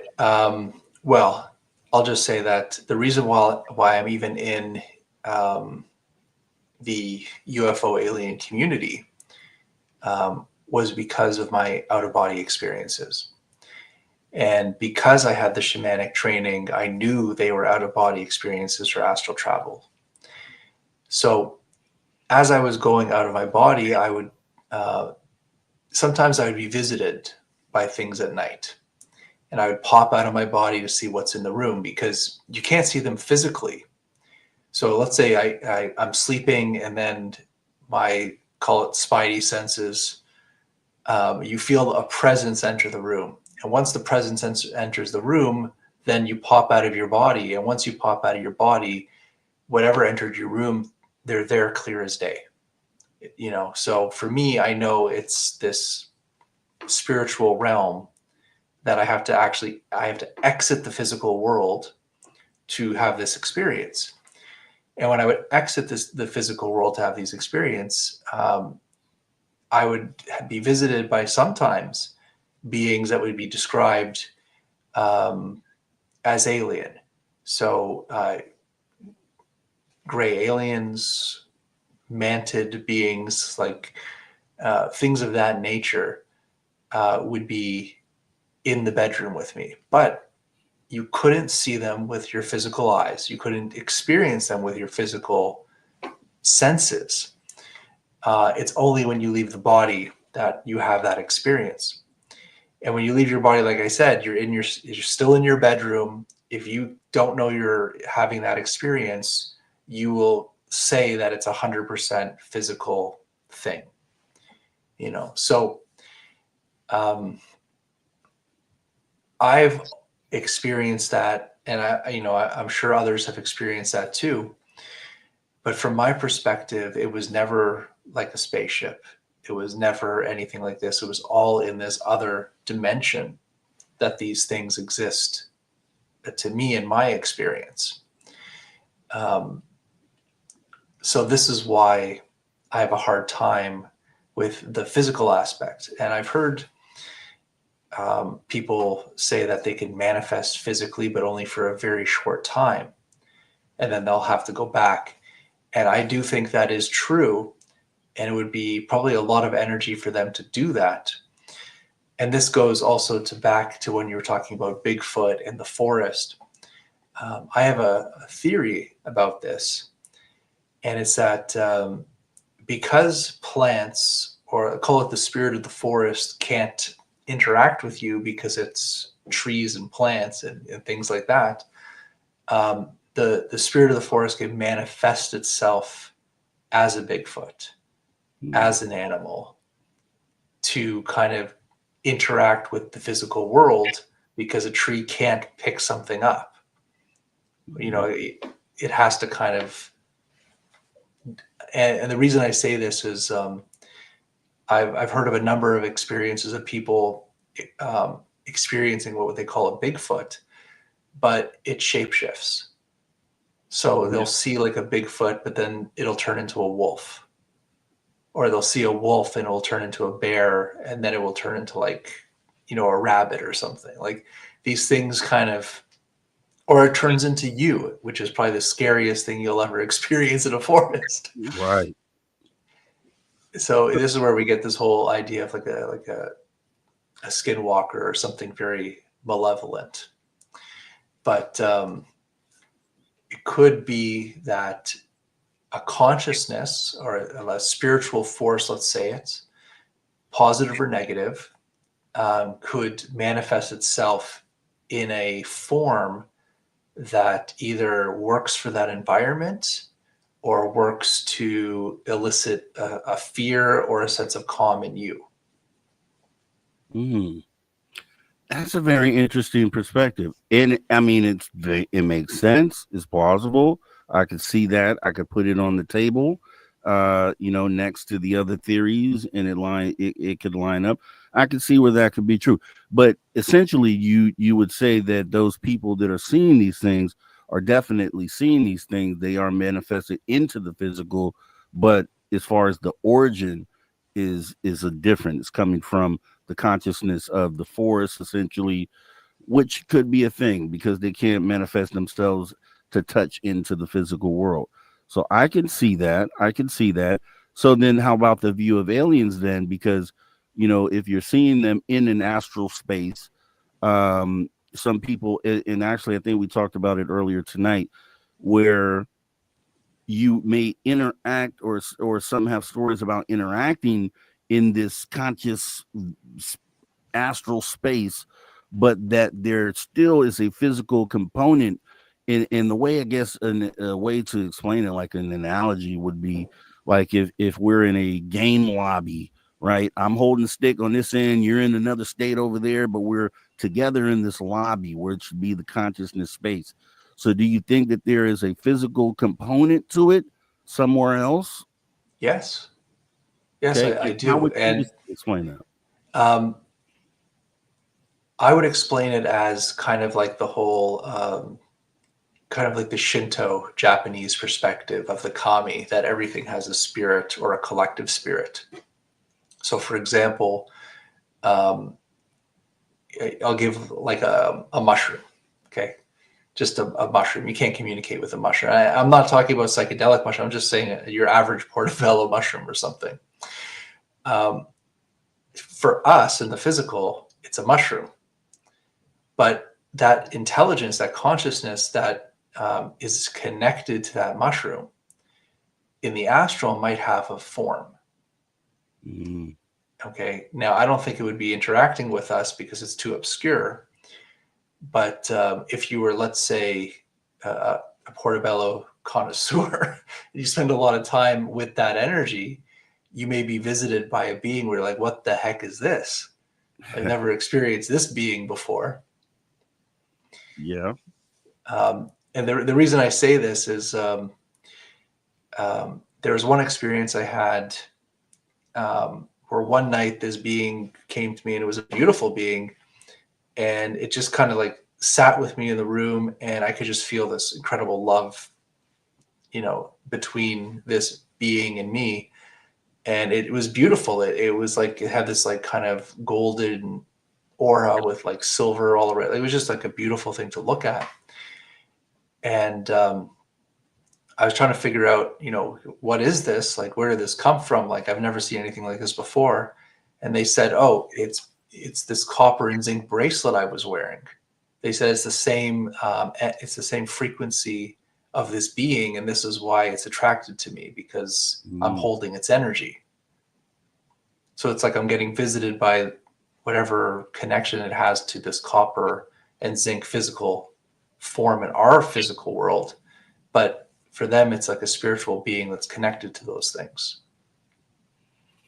Okay. I mean, that came out. The whole concept turned out different than I thought it would. Okay, so it isn't. There's not a non-belief. It's just an alternative view, which is cool, and I like that. What do you think about the possibility that things are from somewhere else, physically traveling or interdimensionally traveling, and coming here to visit us physically? What do you think about that? I think the chances are very low for that. But I think that I have had multiple experiences of being visited by what we call star nations. And I know your first guest talked about them as well. Mm-hmm. And, we're talking about leaving our bodies, right? And for us, we're saying we could all do it. It's all part of our, human experience. We could leave our bodies. But let's say there's other types of beings from other types of planets, and they also have that ability. And what if they're very advanced in that ability? Why would they ever need a spaceship? They can just close their eyes, leave their body, come visit us instantaneously to give us messages and talk to us. We can do the same thing to them. If we learn how to get to that level, we leave our bodies, we go to that planet and communicate with them. So there is this interaction between star nations, if that's what you want to call them, and people like us. Okay. And so let's look at it like this, because yes, I think the view mostly is that from a lot of people in the community that extraterrestrials are so far advanced than we are, so their tech also must be so much further ahead than ours. So the method of travel that you described, I could see there being maybe various options, if you're that far advanced to be able to travel, and then you have to ask yourself, okay, why a craft? But let's kind of flip it around. So as we are becoming space traveling species, we have craft out there. Voyager 1 and 2 left the solar system and or still going for 50 years at like 30,000 miles an hour every second. I mean, per second, I think 30,000 per second, something like that. But point being is that we have things out there, and then we ourselves are attempting to go out there too. So, with there being billions of planets out there and solar systems, stars, is there, a possibility that one of these life forms out there are maybe at the same level as us where they still need to travel in a physical craft? Do you see that type of scenario? The only thing I said is let's just take the laws that we know of today, is that if we are traveling at the speed of light, or even past the speed of light, if that's possible, time is different. So there was a physicist that was talking about this. I think they work for CERN, but basically, if the laws are correct, if we travel light years out into space and we come in contact with an alien civilization, we go, wow, this is amazing. And we turn our ship back around and come back to Earth, 1,000,000 years might pass. So it's like, you can leave and have these experiences, but you can never come back because the laws will not allow it. So the only way to travel, like the way that we're talking about, it would be some type of dimensional travel or interdimensional portal that can connect to places or to times at once. Because remember, time on one end and time on the other will not compute with one another. So it's a very difficult scientific way. Like we can think, we can leave and jump and do all these things, but if the laws of time and space are true, it would be very, very difficult to do. Now, if you have a planet like Mars, let's say, let's go from Earth to Mars. Yes, that's 100% feasible. Have colonies in different places. But once you start saying, let's go to like another system that's like 10 light years out, I mean, that's quite a journey. And I would think of it in the terms of basically like a sci-fi movie where, let's say, like a planet is dying and you have to leave, you have no choice. You would create some type of ship and go into stasis, and you would basically go through space how many thousands of years until you reach your destination and wake up. And then it doesn't matter, you're never going back anyways. So could that be a possibility here where a ship would come to our planet Earth from somewhere else? It's very, very possible. Will they land here when humans are still existing? They could land here 1,000,000 years in our future, or they could have landed here 1,000,000 years in our past, and maybe that was us. So let me ask you this then, because you say that the laws of time and space are true, but what if they aren't true? And the only reason why I say that is because when we talk about the things that we know as human beings, essentially everything that we can point to or look at has a beginning and an end, essentially. So when we think of something like space, which is as far as we know, an infinite place. Once again, as I said, Voyager 1 and 2 have been going away from Earth for 50 years straight at lightning speed and will continue to go until we're long gone. If we can't wrap our mind around infinity or infinite, that doesn't even go into our equation. I don't even know if there's math for that. So if we know that to be a true thing, is it possible that the laws of time and space may not be true, and we may discover this somewhere down the line? Are you open to that? Oh, I'm open to all the possibilities. I'm just saying from our perspective right now at our technological level, like you said, it's like we have Voyager 1 and 2 just going. It can go for, millions of years like that into infinite space.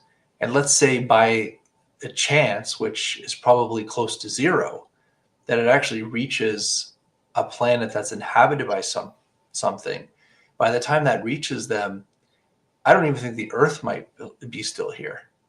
You know, that's how long it might be.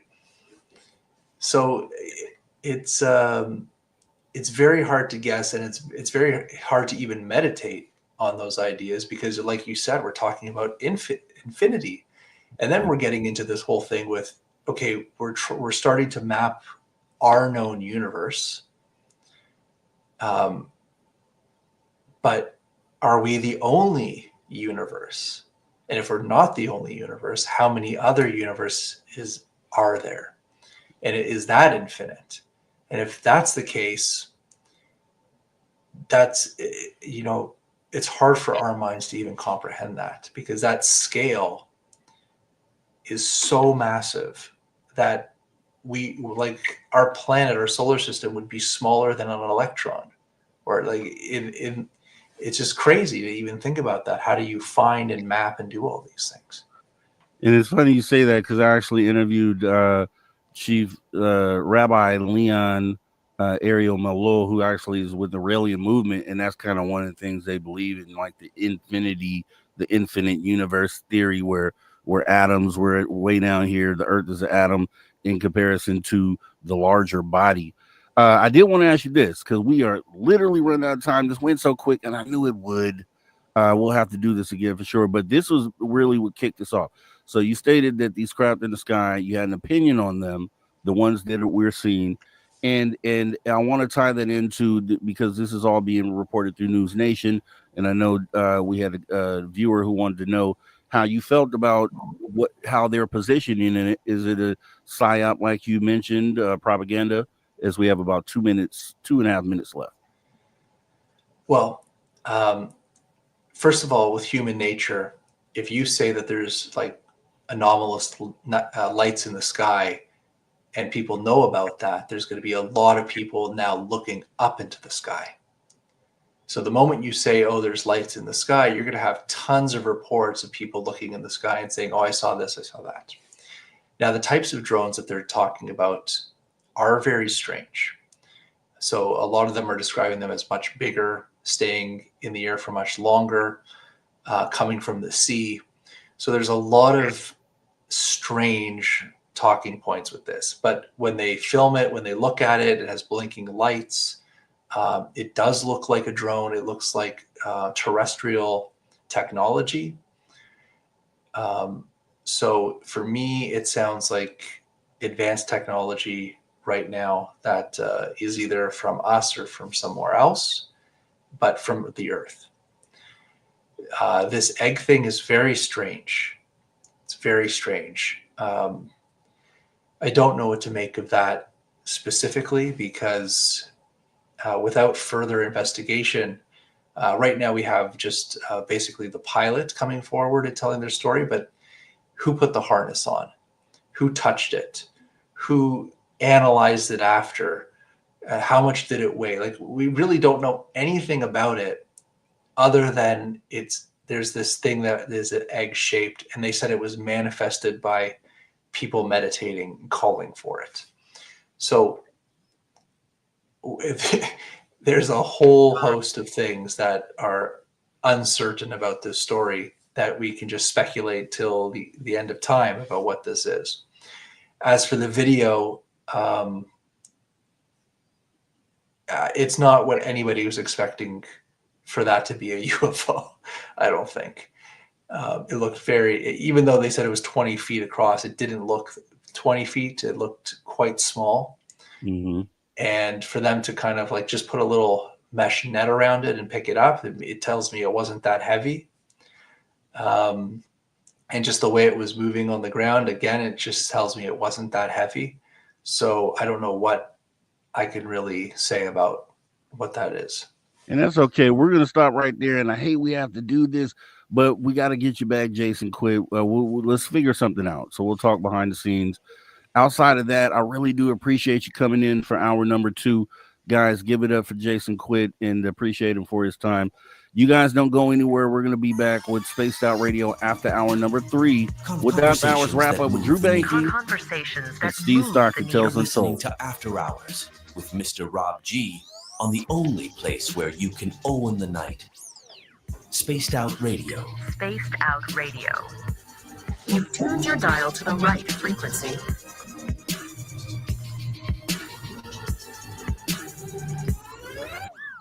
All right. Thank you for your time, Jason. And I'll be reaching out to you very shortly. We got to do it again.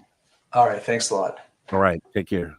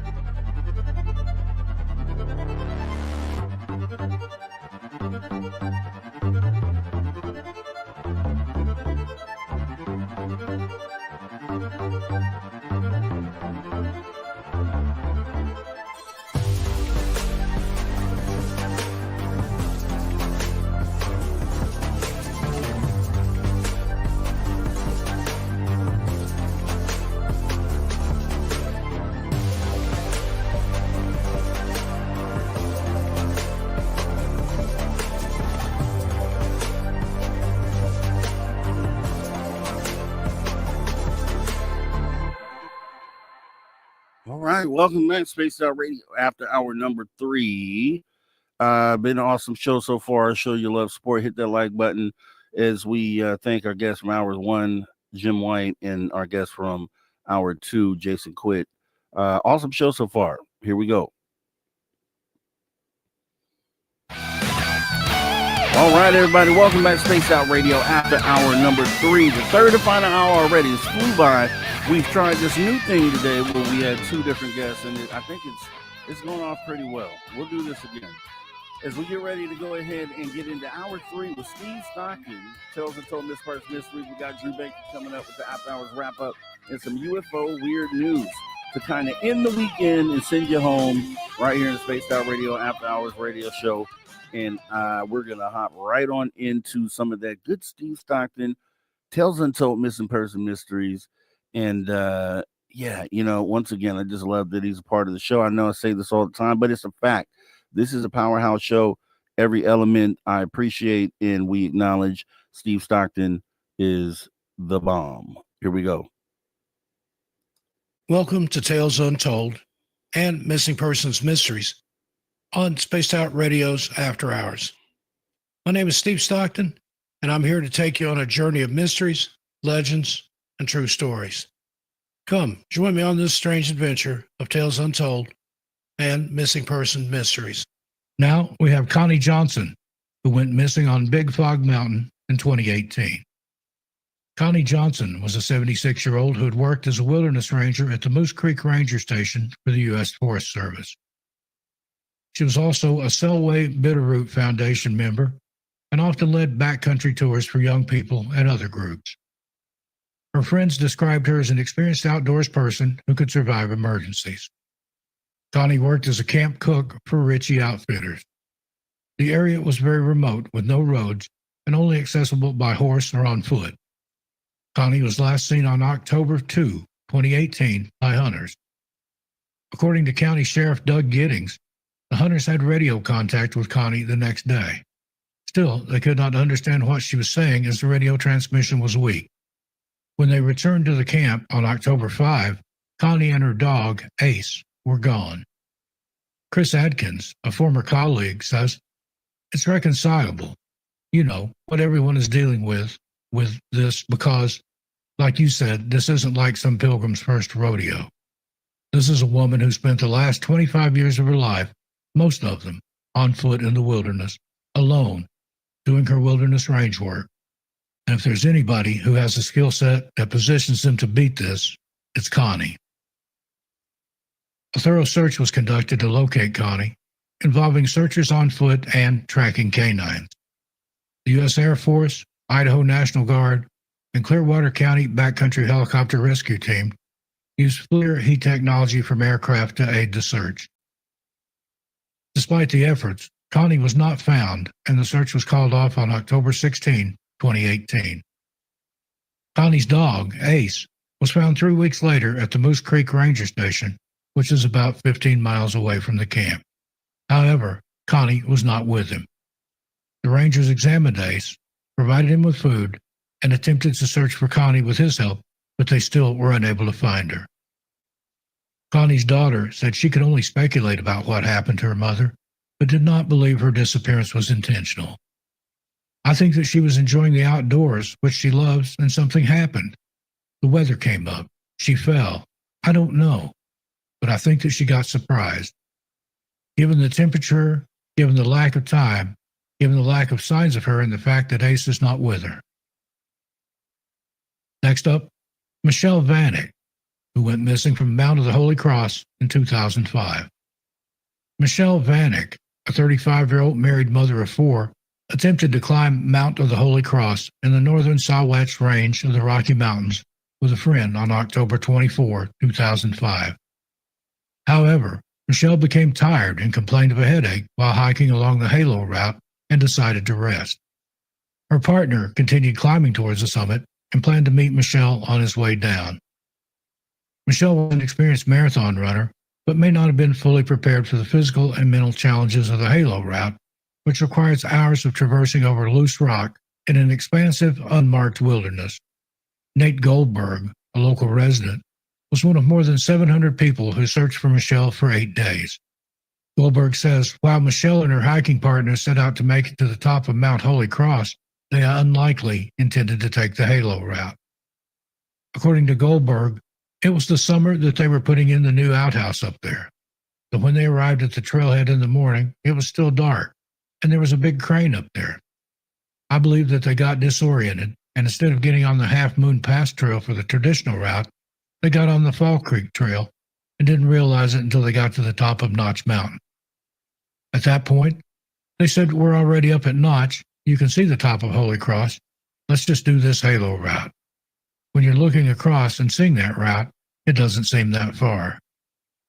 Nearly 2 decades later, in August of 2022, a father and son hiking in the area discovered one of Michelle's hiking boots that had evidently been there for a long time. The leather was almost completely gone, but the sole was intact. A forensic investigation concluded it was Michelle's boot, and with this discovery, another trip to the area with a more thorough search was planned once weather permitted. On August 25, 2022, Scott Beebe of Vail Mountain Rescue set out to look for Michelle with his dog, Stryker, along with other cadaver dogs and their handlers. No further trace of Michelle was found. Investigators questioned her hiking partner, but eventually closed the case with no solid evidence that any crime had occurred. Ted Katauskas, leader of the Vail Mountain Rescue's canine team, stated, "He hoped that, especially after 20 years, we're going to find something. But unfortunately, it's just the way it works with recovery operation. Nature's very good at taking us back to the earth, and it is amazing how quickly that happens in the environment. You just disappear." And now we have Jack Thomas, who went missing from the Sawtooth Range in 2016. In 2016, a 66-year-old hiker, Jack Thomas, went missing while exploring the Sawtooth Range in the Rocky Mountains. Despite the efforts of Boise and Elmore County officials, who searched for Jack for 2 weeks near the Queens River trailhead, he was not found. Jack had used a satellite GPS device to share his location on June 15th, but failed to return as planned the next day. A 2-week search for Jack ended without finding a trace of the missing hiker. 7 years later, his remains were finally found. According to Boise County Sheriff Scott Turner, backcountry hikers located some of Jack's personal items in late July of 2023. They shared the GPS location of a wallet, clothing, and a hiking boot with Elmore County officials, who determined the location was over the Boise County line. Thanks to the recovered items, Turner stated they were 99.9% certain they'd located Jack. Turner said it took a few weeks to coordinate a search effort. The agency hired Sawtooth Outfitters to lead Boise County Sheriff's Detective Max Sprague, Boise County Coroner Pam Garlock, U.S. Forest Service law enforcement personnel, Idaho Mountain Search and Rescue officials, and a cadaver dog to the site where the items were found. In an interview, the medical examiner said she could accurately identify Jack's remains due to the serial number on a medical device used in a knee replacement. She said Jack probably succumbed to hypothermia due to a fall. Next up, Ian O'Brien, who went missing from Hesperus Mountain in 2023. Ian O'Brien, a 28-year-old experienced outdoorsman and former field guide for open sky wilderness therapy and camp counselor, set out on a solo hike on June 24, 2023, to explore a path to the peak of Hesperus Mountain. He was intimately familiar with the rugged wilderness surrounding the area. Ian texted a picture of himself at the summit to his partner, Beth Henshaw, at 6 p.m. Soon after that, his cell phone and GPS tracker went dead. When he failed to return that night, Beth and friends Ashley and Mike Higgs alerted authorities. Crews began looking for Ian almost as soon as he went missing. Search efforts included dozens of boots on the ground, drones, canines, all-terrain vehicles, and multiple helicopters, including Air Force Blackhawks. Ian packed only essentials for a day trip: shorts, a tank top, his cell phone, GPS, a day pack with snacks, water, and his epilepsy medication. On September 2, 2023, at 1:40 p.m., the Montezuma County Sheriff's Office was notified that human remains had been discovered by two persons fishing in the remote area of the West Mancos River in the Echo Basin area of the San Juan National Forest, which was an area that had been extensively searched. On September 7th, the Montezuma County coroner determined the cause and manner of death to be accidental drowning. Ian's family said in an online statement, "While this is not the outcome any of us wanted, we are at peace that we have found him, and it gives us closure." Next, Adam Fusilier, Reynolds Mountain, 2023. In August of 2023, Adam Fusilier, a 32-year-old Castle Pines, Colorado rock climber, attempted a popular off-trail climb in the Logan Pass area of Glacier National Park. Rangers discovered his parked and unoccupied vehicle at Logan Pass. When Adam did not return as scheduled, Rangers were notified and a ground search was initiated on August 30. Hikers who had contact with Adam were able to share information about his location with the National Park Service ground searchers, but the search was cut short due to inclement weather. When conditions improved, aerial and ground searches using canines were conducted. Unfortunately, Adam was found deceased on September 1st, 2023. In a press release, officials stated, although this was not the desired outcome, the conclusion of the search was brought about in a more timely manner because of the efforts of all who contributed. At the time of this video, Adam's cause of death remains under investigation. Next up, Julian Sands, Baldy Bowl area, 2023. Julian Sands, a 65-year-old actor, went missing on Friday, January 13, 2023, around 7:30 p.m. He had gone hiking in the Baldy Bowl area of Mount Baldy, but did not return. Julian was an experienced climber and knew the potential dangers of hiking in such challenging and strenuous terrain. Officials found his car in a nearby parking lot, presumably where he'd left it before starting his hike. Search and rescue crews began an urgent search for Julian, but ground crews had to stop searching the next day due to the risk of avalanches and poor trail conditions. Inclement weather also hindered rescuers, making it challenging to conduct ground searches for extended periods. Nathan Campos, a spokesman for the Sheriff's Department, revealed that even experienced hikers struggle to navigate the area because it's so hazardous. In multiple interviews, Julian had expressed his love for hiking and the mountains. During one interview in 2020, he stated that he feels the happiest when near the summit of a mountain on a beautiful day. Julian once said, "People who do not climb mountains assumed it was about a great heroic sprint to the summit and ego. But actually, it's the reverse."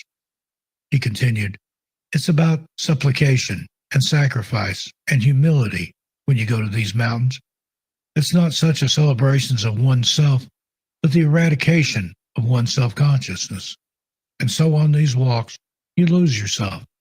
You become a vessel of energy and harmony, hopefully, with your environment." Sadly, on June 27, 2023, officials identified human remains previously found on Mount Baldy as Julian's. The cause of Julian's death could not be determined, however, due to the condition of the remains and inconclusive findings from the coroner's investigation.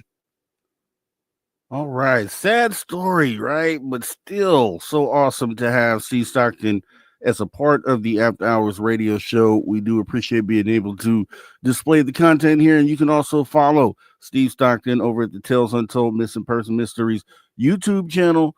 A lot of compelling cases and stories over there. Make sure you guys go over there and do that and show your love as we go ahead and get ready to continue the show and get into the After Hours wrap up with none other than our guy, Drew Banky. You're an irredeemable monster! Come here, I'm gonna eat you! Get in my belly! Get him in the north! Get him in the north! Go it! Wolfman's gone north! You're a monster!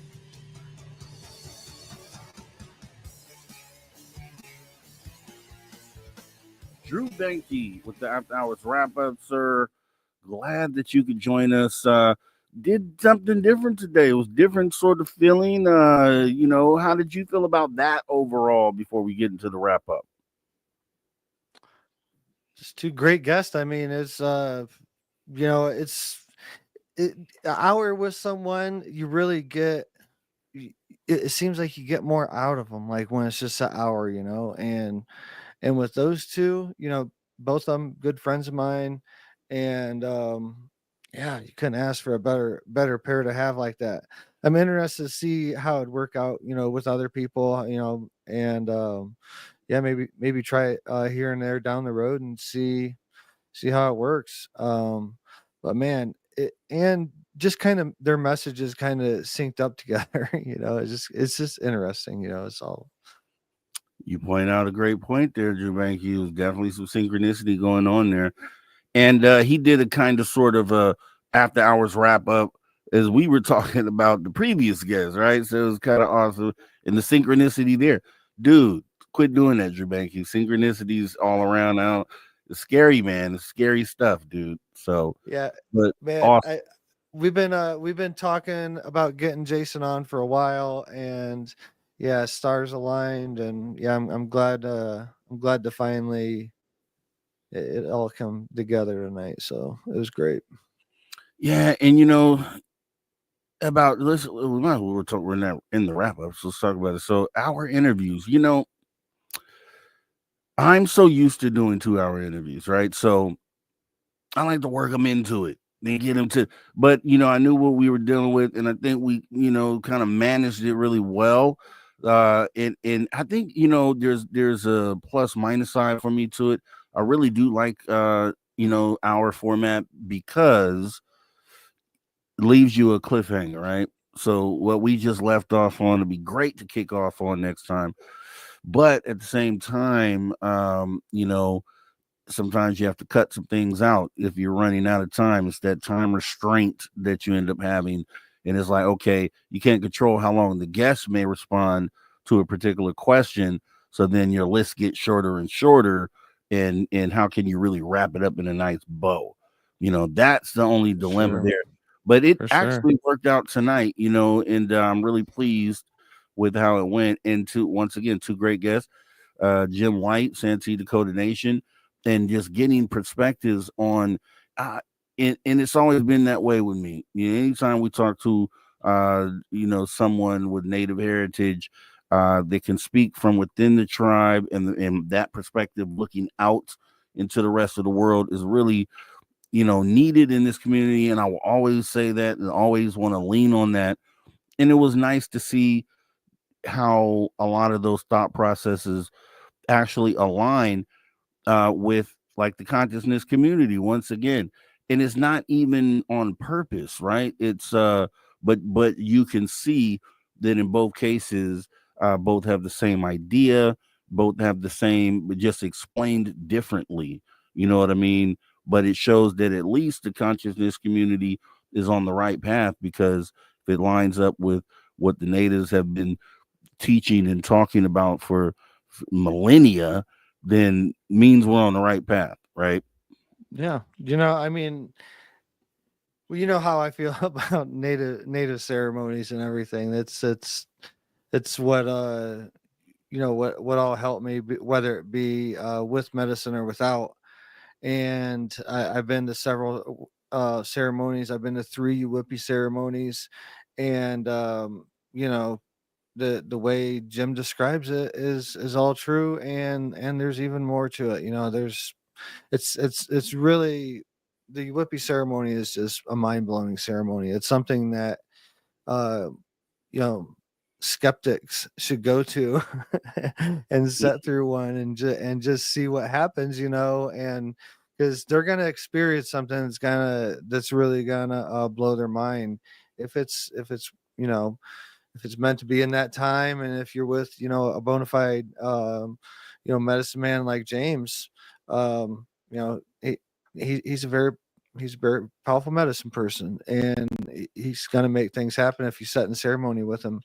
So if you're a skeptic, I would suggest go to it, or go to an ayahuasca ceremony or something like that. But you know it's a time to let go of those preconceived notions, and I agree. It's having these conversations with Jim and getting his outlook on it is, it's only confirming to me, and always and only makes my story and my take better, because you kind of get to see like the similarities behind it, and this is my circle of friends. These are Jim and James.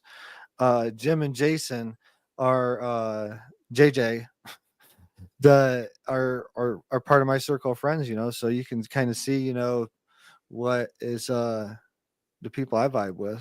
Yeah. You can definitely tell. You can definitely tell. And I purposely, I know that's mainly what the conversations that he gets into, and I didn't want to double spirituality for both hours, so I want to make sure that we got him on a few different angles and perspectives, and save that good stuff. So hopefully we get him back in here and have that conversation again. It just once again, I come into these things never pretending that I know everything. And it's all about learning. It's all about absorbing information from anyone, because I think you can learn from anyone, and I think people come to these shows to walk away with something. And so it's always great when you can allow a guest to be the person that is the enlightener, and is that enlightens everyone else. So it really works. It really worked out really good today. I really felt good about it, and almost want to run it back again. It's like it went so fast that I almost like, I don't know. It's weird. It's like we were when people talk about the experience missing time. It's almost like missing time. You know what I mean? Yeah. Like that whole situation. But Yeah, uh, our interview is good. People tend to. I was listening to that interview that dropped today, that latest one that I did, and it was like just over an hour. It was like an hour and 20 minutes, and you could tell that I'm used to doing a longer form too. Like when I get interviewed, normally it's like 2 or 3 hours. Like when I'm interviewed, so I could see like I was trying to condense my main points down, so it was a lot more information put out in that hour and 20, in that. So I which don't know, there's a but positive there, because some people like it delivered that way. You know what I mean? yeah, More compact and more, information backed. yeah, And I think one of the things is, this is always something that Dave and I have talked about trying in the background. We've talked about going to a 2 guest format, and I was like, hey, why not do it tonight? Let's do it. There's really no game plan set, so let's try it out. Let's do it. And the thing with that is that what you find out is the guest pool in this community is too small to continue to run 2 guests at a time. So I think what we'll yeah, do is we'll do the occasional 2 guest night yeah, when it makes sense, when the 2 guests kind of are aligned with each other. You know what I mean? Because I think that sure, makes more sense. sure, yeah. It was a beautiful pairing that this two great guys, wonderful souls, and yeah, I knew it was going to be a good pairing when you told me Jim was going to come on. And for listeners, like, people don't know how much really goes into all this. There's conversations and messages going back and forth all the time, getting guests to come on. So there's a lot of work that goes on even past the 3 hours that we're sitting here Saturday and Sunday night. And yeah, Great, it just always works out the way it's supposed to.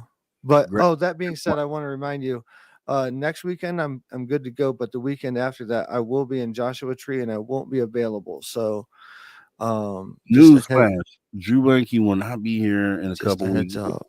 We're gonna have to figure that out. But as we go ahead and get ready to, because I don't know how we're gonna fill your shoes, right? As we get ready Be to a go hard into one. this break, the last break of the night, right here on Spaced Out Radio, the After Hours Radio Show, with me, your host, Mr. Rob G, and the guy right there, Drew Banky, with the After Hours wrap up. We will be right back, wrapping this thing up, and then getting into UFO and weird news, because there's a story that I saw that we got to talk about, and we will right after this. You guys don't go anywhere. We'll be back.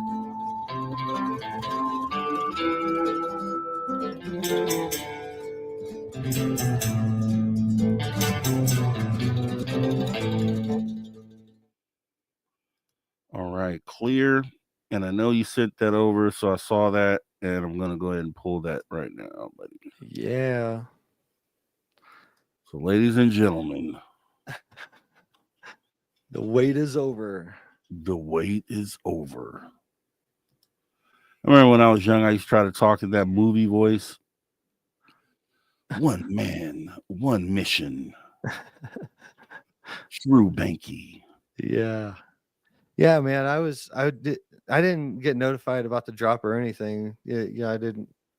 I was on went to Spotify to check out a show this morning and just find something to listen to because I was going to do some cleaning, and yeah, lo and behold, I had my interview was out.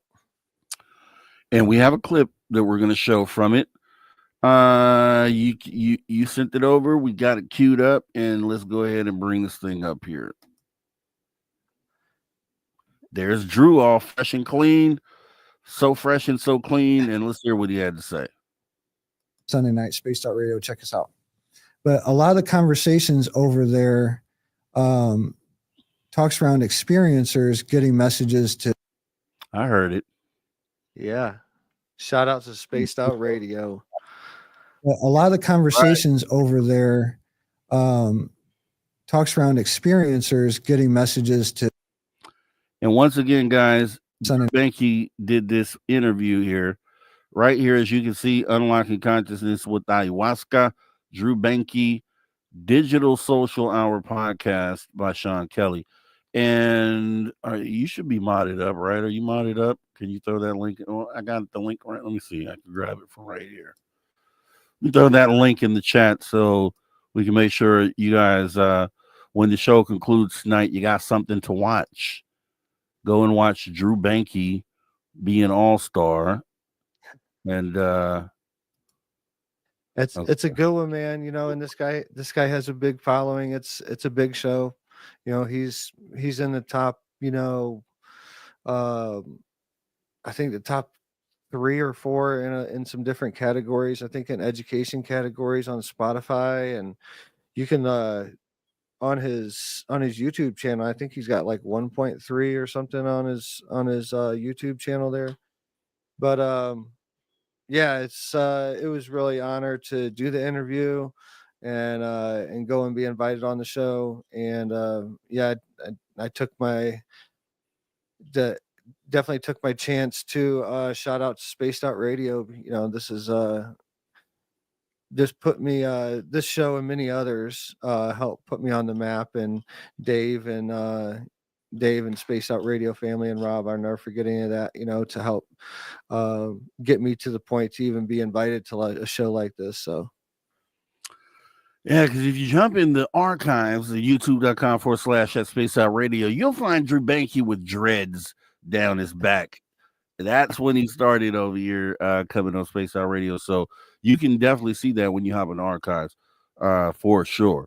So yeah, good stuff, man. And I'm glad to see I'm glad to see this thing moving forward and elevating, and every single time. Like this podcast came across really professional, crystal clear, in a great platform to deliver a message on, man. So keep doing the work that you're supposed to do, and we'll keep doing that. Someone in the chat before we come back here in a minute is asking, let me bring it up here.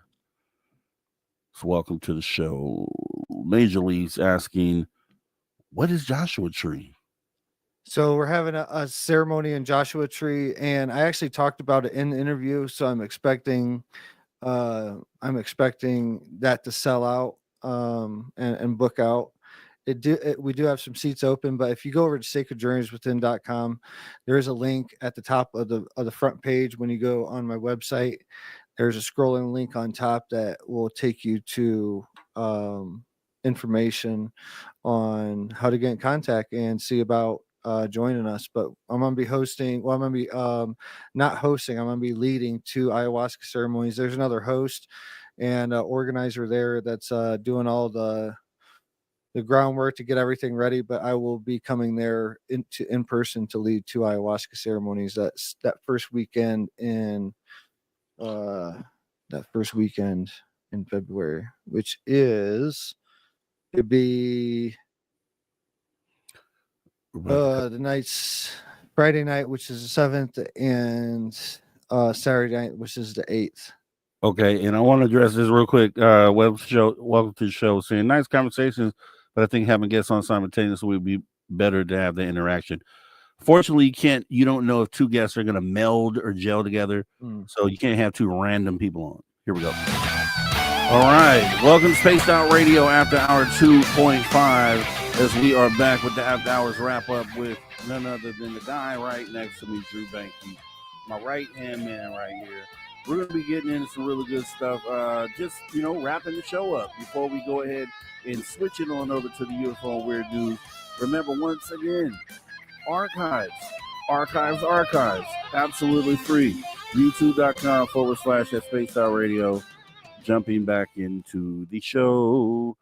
So, yeah, once again, Jim White, great perspective. We talk about the native perspective, how it's so needed, and then moving into the second guest, Jason Quitt, and just awesome perspective. I think he kind of shocked a couple people out there when he talked about what his perspective was on what these things are in the sky, that they likely are not extraterrestrial, and that they're likely more so tied to something more prosaic, like man-made craft.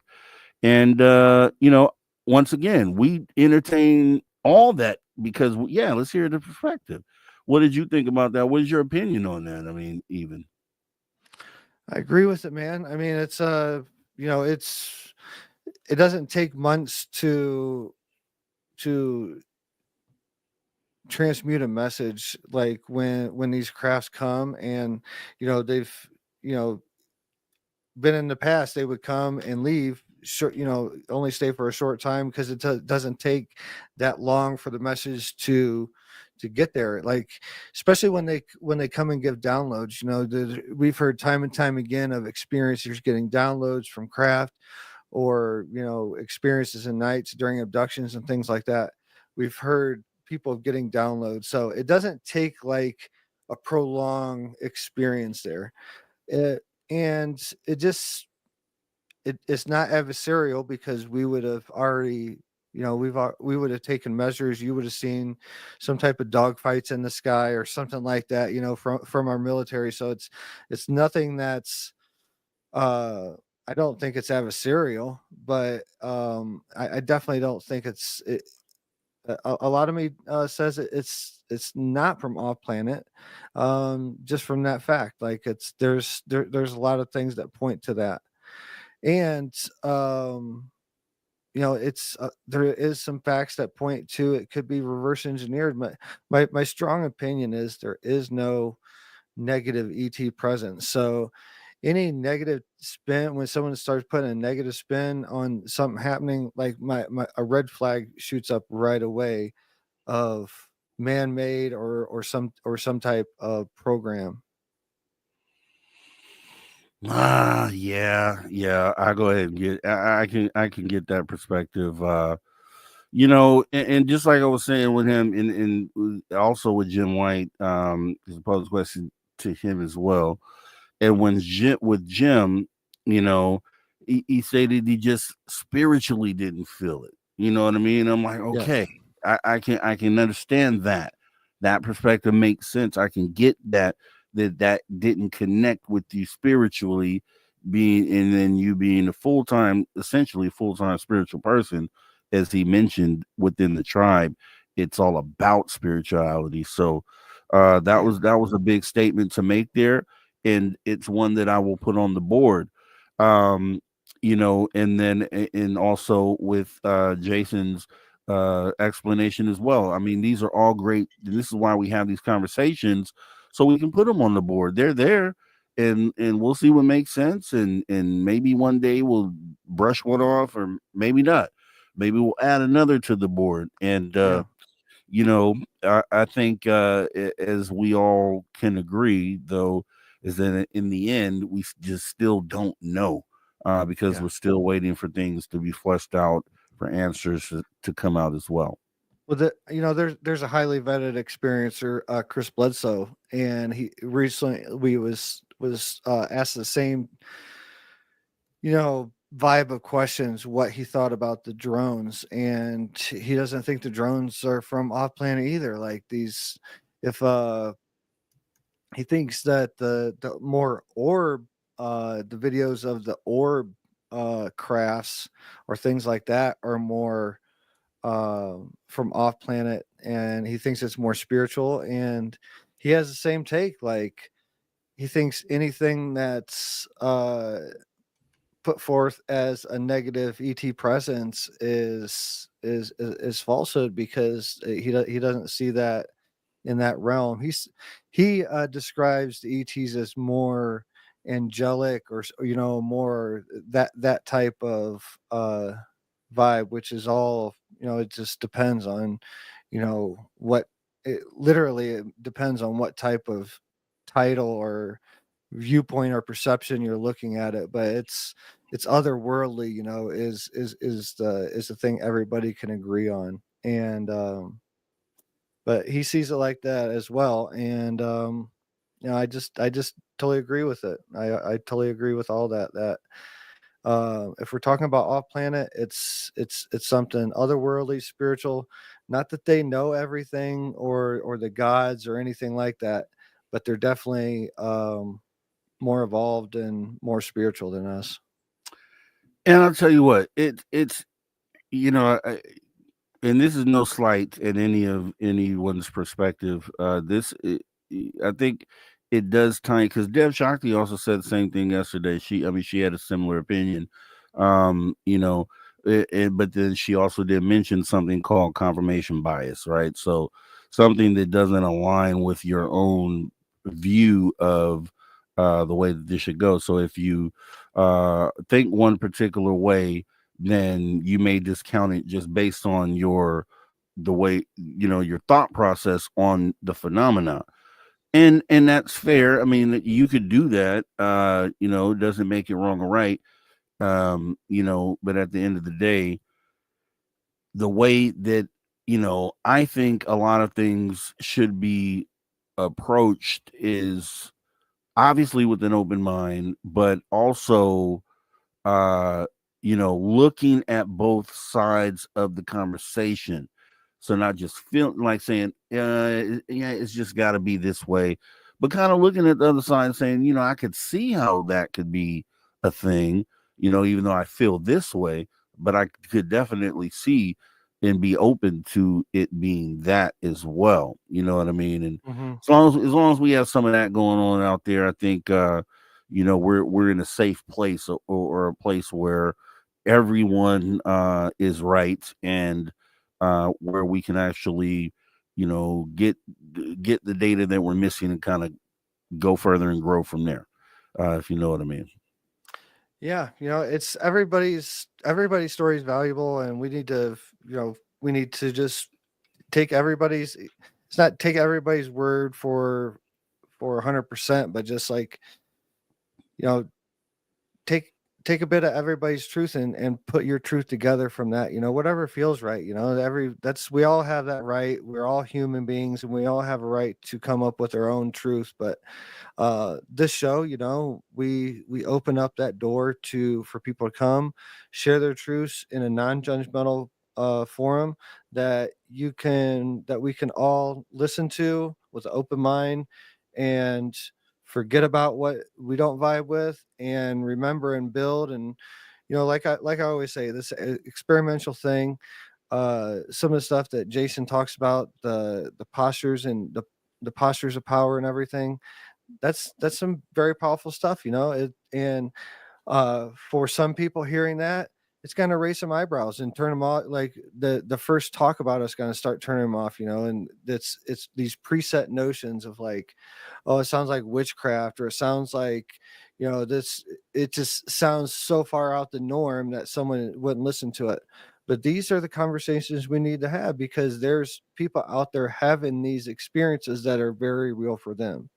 You know what I'm saying? Like this is it was real enough for Jason to write a book about it. Like, so we have to look at all those facts and be like, okay, read the book and see if something connects to you in that book.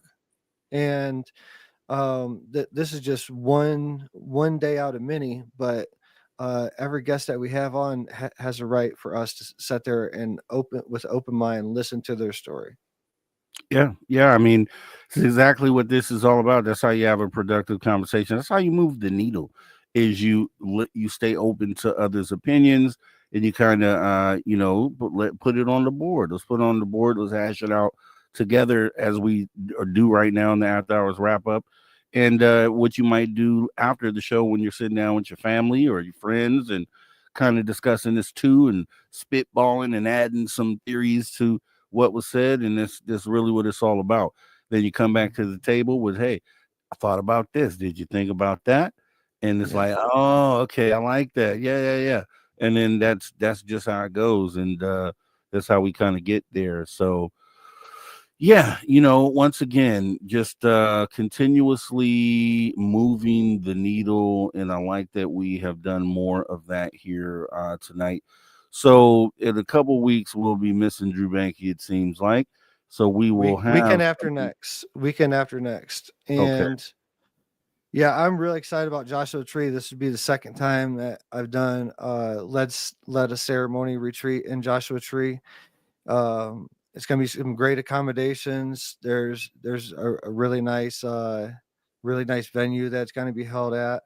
Hopefully the weather would be nice that we could maybe do one of the ceremonies outside, or maybe both. But yeah, it's just it's always a magical place. And I always like doing these destination retreats and stuff like that. So everything's set. And yeah, if you're interested or want to know more about it, go to the website Sacred Dreams Within. Click on the link that's scrolling in the top that says Joshua Tree Retreat, and for more information. Sounds good, Drew Banky. We're going to go ahead and get this thing wrapped on up so I can get into this UFO news. So it's going to be sad to see it go, but we know, once again, it's not a farewell. This is not goodbye nor farewell. However, as we go off air, we'll see Drew Banky next weekend, right here. Next weekend.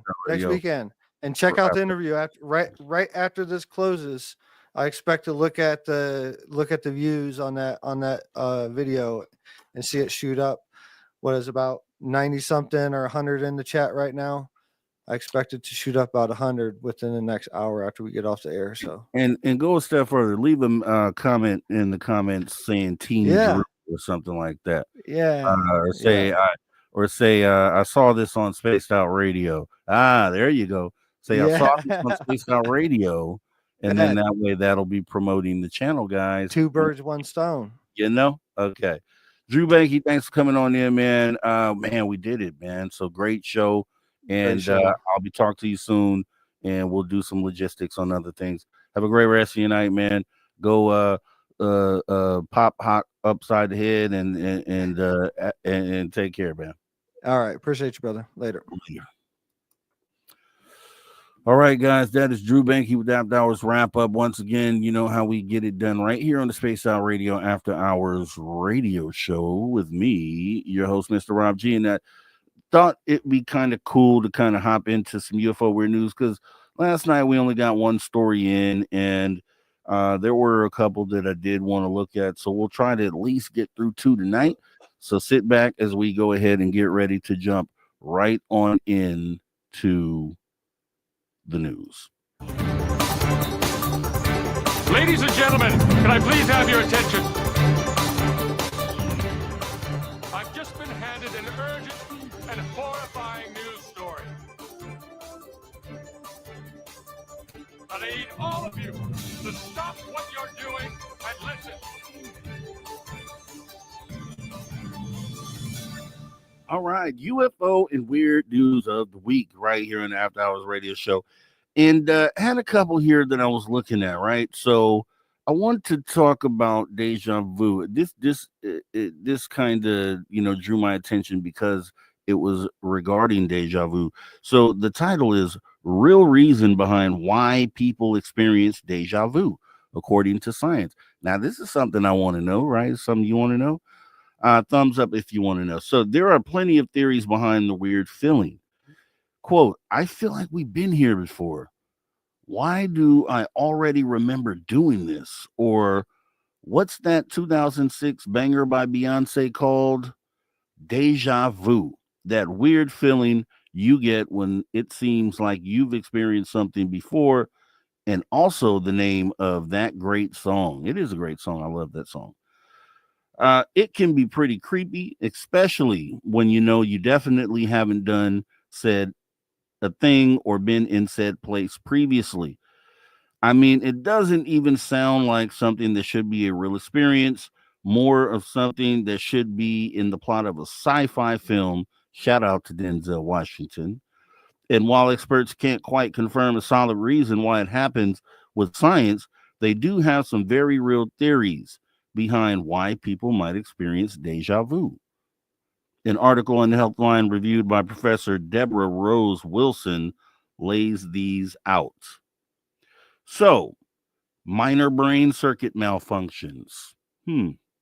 One theory suggests that it is your brain basically has a little glitch, and there's a bit of a mix-up when both the part of the brain that tracks present events and the part recalling memories are both active. It's not generally a cause for concern unless it happens super regularly, so keep a note for your GP. It's also thought it could be down to another kind of malfunction. This could be due to how you absorb information, and it being that there's been a short circuit taken with memory storage. So you might feel like you're retrieving a long ago memory when it's actually something that happened in the last few seconds. Or there's a theory of a malfunction with delayed processing. Basically, you observe something, but the info goes into your brain along two separate routes, and maybe one of them gets there faster than the other. Therefore, your brain may read this single event as two different experiences. Others reckon deja vu is down to how you process and recall memories. Research from Ann Clary, a deja vu researcher and psychology professor at Colorado State University, generates some support for this, as she's found evidence to suggest it can happen in response to an event that resembles something you've experienced but don't remember. You might not be able to recall it for some reason, but your brain still knows you've been in a similar situation. Maybe it happened in childhood, or you can't recall it for some other reason, or split perception potentially. This theory suggests it happens when you see something two different times. Perhaps the first time you were a little distracted, or it was in the corner of your eye. So when you have a proper view of it, your brain may recall the previous perception and you'll feel like it's two different events, when in reality, it's just one continued perception of the same event. And then in general, experts agree deja vu most likely relates to memory in some way. Perhaps you have experienced something similar before and just can't remember it. But either way, it typically isn't something to worry about. However, if it happens regularly, it may be a sign of being tired or under stress or a symptom of a health condition. A document from Oxford Health NHS Foundation Trust explains feelings of deja vu isn't anything strange. It explains, quote, our mind often takes incomplete pictures of events. It cannot remember everything. Sometimes a smell, a sound, light falling on a tree in a certain way will be enough to trigger this partial memory, which our mind then tries to fit into the existing situation. However, for some people, deja vu comes alongside their epilepsy. The NHS explains that simple partial focal seizures can cause a feeling that events have happened before and can be a warning that another type of seizure is about to happen. I don't know. What do you guys think about that? I just recently had a deja vu event. It doesn't happen often for me, but I definitely recently, I say within the last month, had a deja vu moment where I know I previously either had the experience or I had the dream. So one of the two. And I don't know if I can agree with that theory of it being something that you saw in the moment. I hear you, but I'm not sure. We have too many people in this field who have experienced deja vu, and it's could be one of the senses that we always talk about, right? So, with that being said, let's see if we can squeeze out one more story here. I think this one is short. Scientists finally solved Bermuda Triangle mystery after theorists left baffled for years. The Bermuda Triangle is a place that has managed to provide an equal source of fascination and fear, nestled in the North Atlantic Ocean between the points of Florida, Bermuda, and Puerto Rico, hence the name Bermuda Triangle. Urban legends will have you believe this particular patch of ocean is a place where normal maritime rules don't apply. Thanks to the Bermuda Triangle repeatedly popping up in pop culture over the years, most of us grew up with an irrational fear of what would happen if we ever found ourselves in the area. Despite the claims that the Bermuda Triangle is host to a time vortex, resident aliens or wormholes, there's a bit of history in the area. It's commonly believed about 50 ships and 20 planes have disappeared in the patch of ocean, while notable incidents, including the 1918 disappearance of the USS Cyclops, the 1945 disappearance of Flight 19, and the Douglas DLT airliner vanishing in 1948. So you can see why people are suspicious. One theory is rogue waves. The University of Southampton oceanographer Simon Bullock's making his case with Channel 5 documentary The Bermuda Triangle Enigma. Rogue waves are categorized as violent and unpredictable currents, which can reach twice the size of surrounding waves.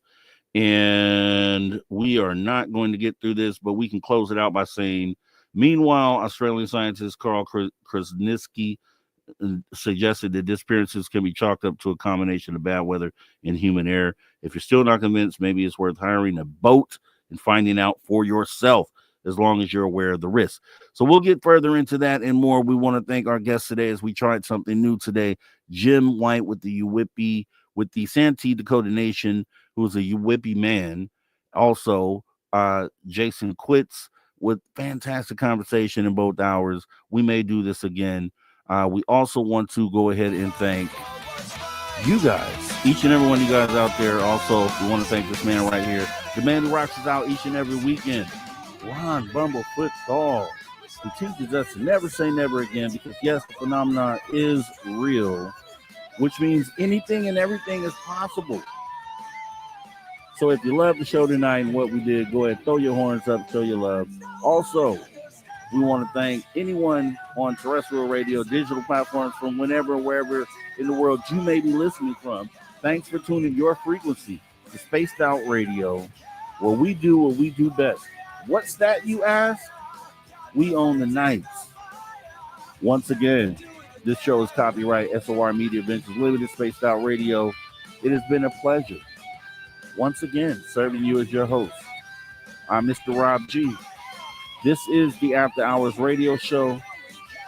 And to all you space travelers out there, this is not a goodbye nor a farewell. However, as we get ready to go off the air for the night, you can best believe we will be right back here, same time, same place, next weekend. Much love. Thanks for coming out. Thanks for showing your love and support. We are out of here. Have a great week.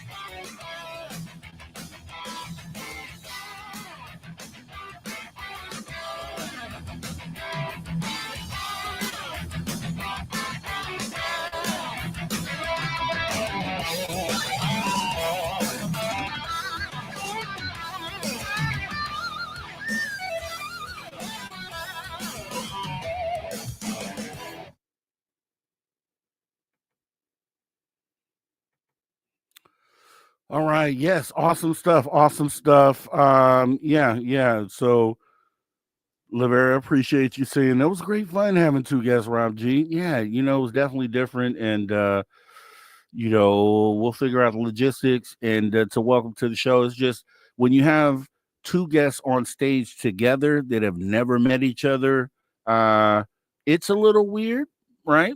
There are cases where that could work. I could see. But for the most part, I think this format is probably a good way to go. It's like two shows in one. Who doesn't love that? So once again, awesome weekend. This show won't be on next Saturday. I'll have a replay scheduled. I have a previous engagement that I have to be at. So I won't be here on that Saturday, but we will be here Sunday with Reverend Michael J. Carter. Awesome gentleman, and can't wait to talk to him. It's going to be an epic show and a lot of great stuff on the horizon, guys. So make sure if you're here for the first time, make sure you hit that notification bell, hit the subscribe button if you haven't already. Once again, we do this 7 days a week, 2 days right here on the weekend, the After Hours radio show, Saturday and Sunday, 8 p.m. Pacific till 11 p.m. And Dave Scott, Monday through Friday, 9 p.m. until midnight. And you can catch Element 115 also on Fridays at 8 p.m. until 9 p.m. right before Dave's show. So once again, I am going to get ready to get up out of here. And let me shout out Overlander BC. One love, my friend, one love.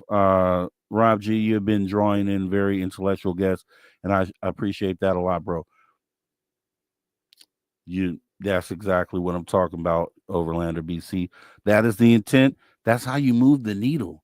And this conversation is exactly as you have articulated there. I'm glad you did that, and we will continue to do that right here on the After Hours radio show. You guys enjoy the rest of your night. Have a great week. Put some positive energy out into the world, and let's talk about what happened when we get together next weekend. Guys, take care. I'm out of here.